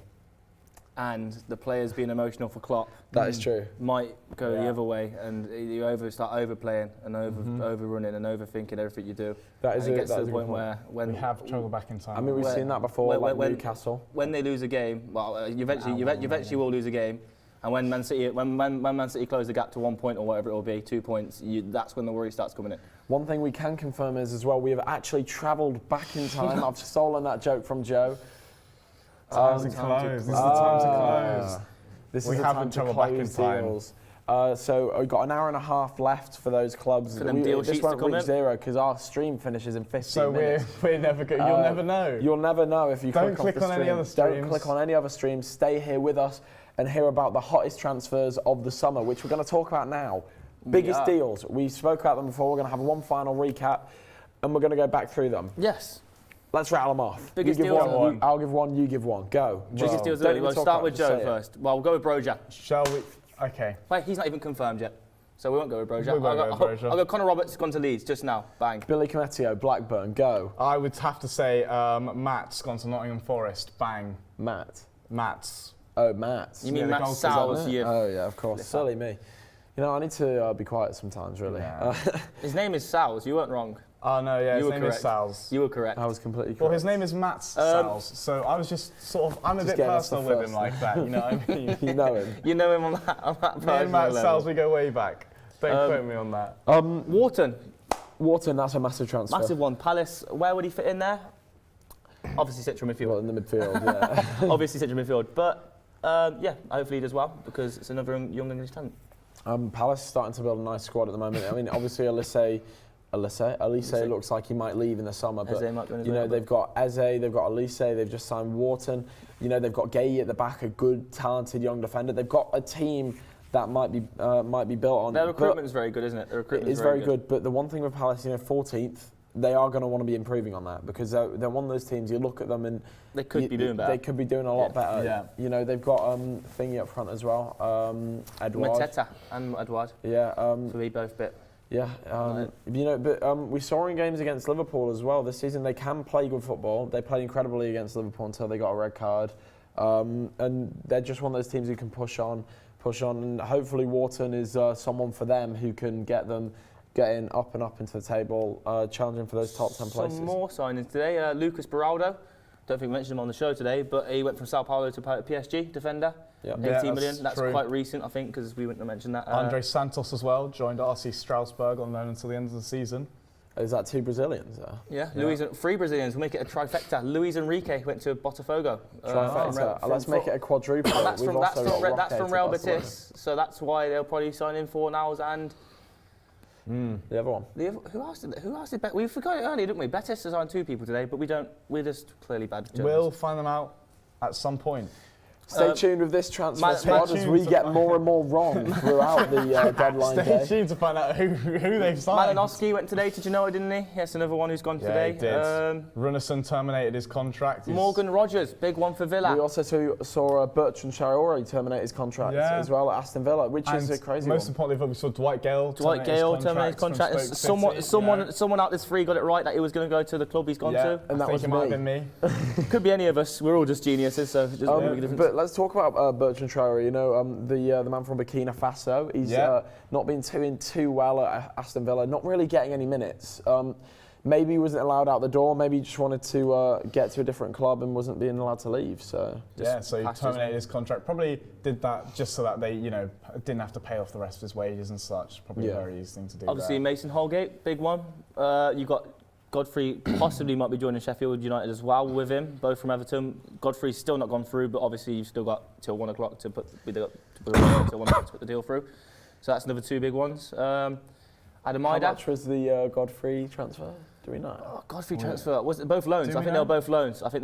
But they're both. I was hoping he'd gone on a free, so I could say. Gone free. Would have been a good joke. Would have been a good joke if he went for free. But unfortunately, once again, we get it wrong. Well, we didn't necessarily get it wrong. We didn't necessarily get it wrong. It could still be happening. It could still be happening, but it's not for free. So it's definitely. Is it not for free? They're both loans. Oh, then they are. They could be for free. It's a free loan deal. Free loan deal. Well, I mean, to speak on more, we've seen PSG do a little bit of business. Gabriel Moscado, he's a midfielder. He's joined from Corinthians. Then Beraldo, I think you said before. Yeah, I did.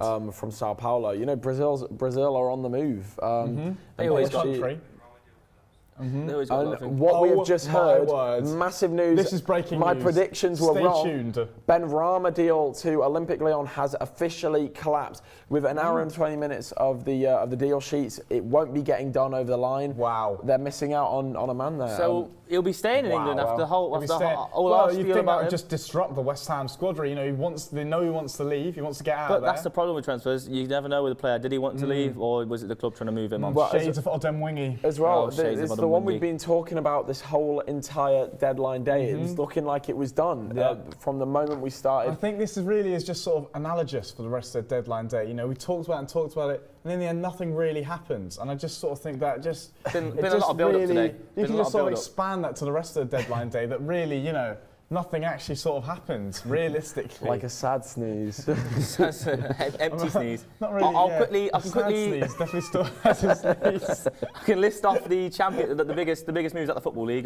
Pritchard went to Birmingham this morning. Yeah. What does a sad sneeze entail? Guys, can I list off the championship players now? Please go. Obviously, yeah. So Pritchard went to Birmingham. That was early. Aaron Collins Aaron Collins, a big one for me. Went to Bolton from Bristol Rovers. Alex Myton left Forest on loan to Port Vale. Luis Enrique left Real Betis to go to Botafogo. Not a championship side. That's not championship. I know. That is not championship. I was just thinking about Betis again. Kiefer Betis is not left our mouths. I thought we said Betis a lot today. I know, but we keep getting. Betis have been very, very active in Lyon. These two clubs. They've not even, Lyon haven't been active. We've just been talking about Benrahma all day. Oh yeah, like he's been the best signing all day. Well, best possible signing. Yeah, Kiefer Moore, Emre Tezgau, a very good young striker from Stoke, gone to MK Dons on loan. Would you like the other man that we don't remember for Betis? Oh, please tell me what he is. Oh, wait, let me think. Hold on, I think I can get it. USA midfielder, and you can get it because he's looking at my laptop. I won't say a word. And his name is Johnny Cardoso from Internacional to Betis. Wow. Do you know what's USA crazy? Midfielder. I don't even think I was thinking of that one then. I think I was thinking something completely different. Maybe I wasn't even thinking about Betis then. No.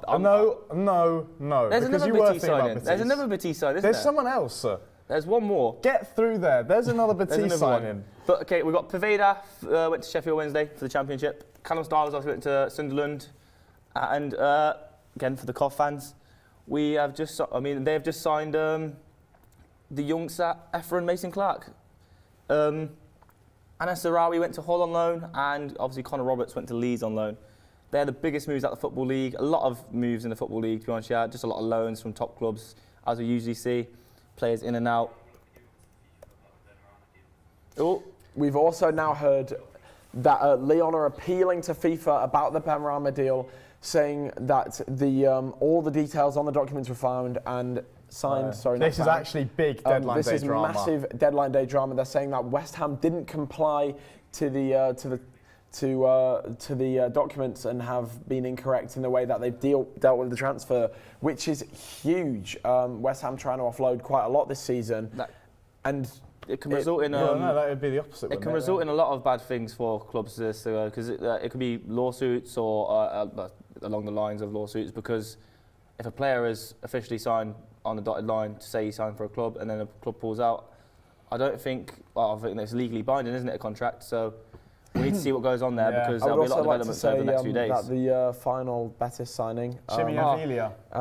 Mashalia Abam in 2019. No, Chimi Avila, Pablo Fornals, Cedric Bakambu. Cedric Bakambu was the one I was talking about. Yeah. Cedric Bakambu. How did I forget that player? Little genius right here. So, you've just Googled it. You've just Googled it. Well, of course he's Googled it. But, but we have 5 minutes left of the show. In the final 5 minutes, we are going to talk a little bit more about this Benrahma drama. Oh, Benrahma. We are geniuses. And there we go. That is the pun we've been waiting for this whole time. Day. It only took us about 10 hours to get a pun that was worth it. So. No. Listen. Hush. Okay, look. Benrahma, Benrahma has had some massive drama at the end of. Let's just keep talking about how fantastic that pun was. Just seeing us on Twitter. French striker Benzema was linked with a move away from Al Ittihad, but this month he will now hold clear the air talks with the Saudi Pro League. Wow. With the league. So not just Al Ittihad. He's obviously gone under. Maybe when he joined, I'm not too sure, but were there agreements with the league? There must have been some sorts of agreement with the league to stay there for a certain amount of time, because now he's going to have to go and apologise to him for trying to move away. Wow. But to go back to the Benrahma talks, it's huge. Joe, give us your insight on it and what you think. I mean, I'm in shock, really. For a team to just not comply with FIFA law, I mean, that is just almost Well, it is alleged at the moment. Alleged, of course, but we'll see how it proceeds in due time. I'm sure this will be going on throughout now, maybe weeks, even months. We'll see how this unfolds. But my wonder is, what will the player do in this situation? Does he continue playing for West Ham?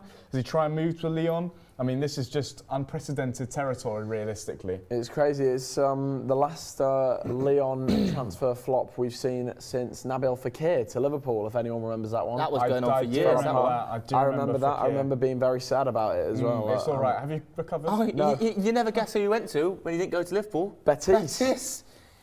Real Betis. That has been the through line of this transfer window. Real Betis, once again. They are the goats of the transfer window. Real Betis, lovely little kit as well. Well, speaking of the goats, they've got a very nice kit. Yeah. Speaking of the goats of the transfer window, Hull actually have signed 8 players. Hull signed 8 players. 8 players, one of the most out of any teams across Europe, across the world. Championship. Yeah. Matt, can you just list them all off for us? List all 8 of the Hull signings right now for you. That's in January. Well, while we get them up, what we are going to say is Hull are really obviously showing signs of intent, showing that they want to become a Premier League club just again. on the cusp of those promotion spaces, obviously for those playoff places. So we'll see if they can break in there with their new signings. Obviously, they're trying to make it back to the Premier League. I mean, they were threatened with relegation.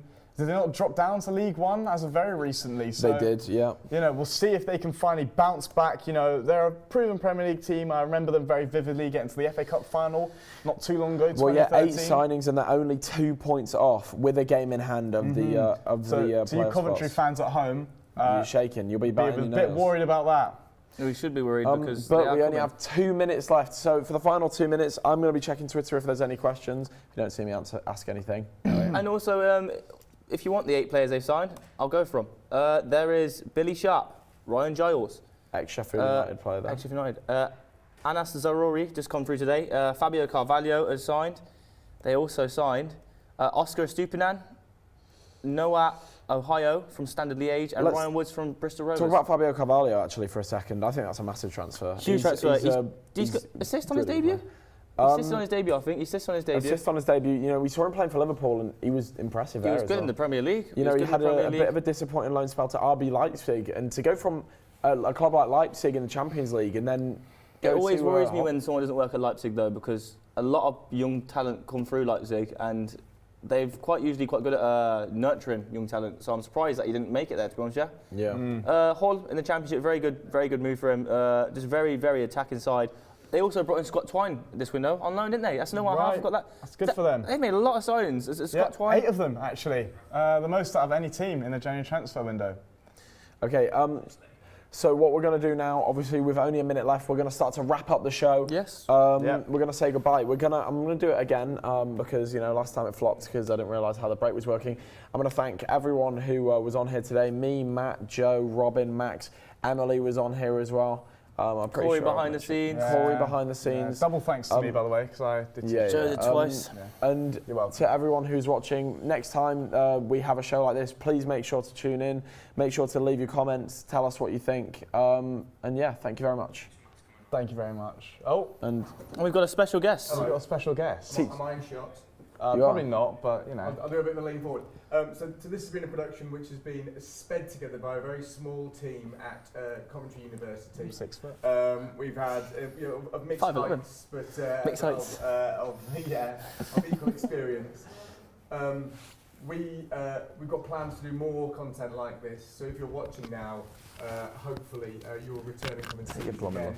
We will be posting our links on our social media, and we will be using our specialist sports journalism YouTube channel for that, but there'll be links from this channel when it runs. Keep it here, and a huge shout out to all of the team who've been working today. The people at the start of the night, we had Robin leading, we had Joe supporting, and we had Max as our football and news correspondent. Consequently, we've had this blended team with mixed individual titles as have been used this evening, but the content's been fantastic. I'm sure you all agree.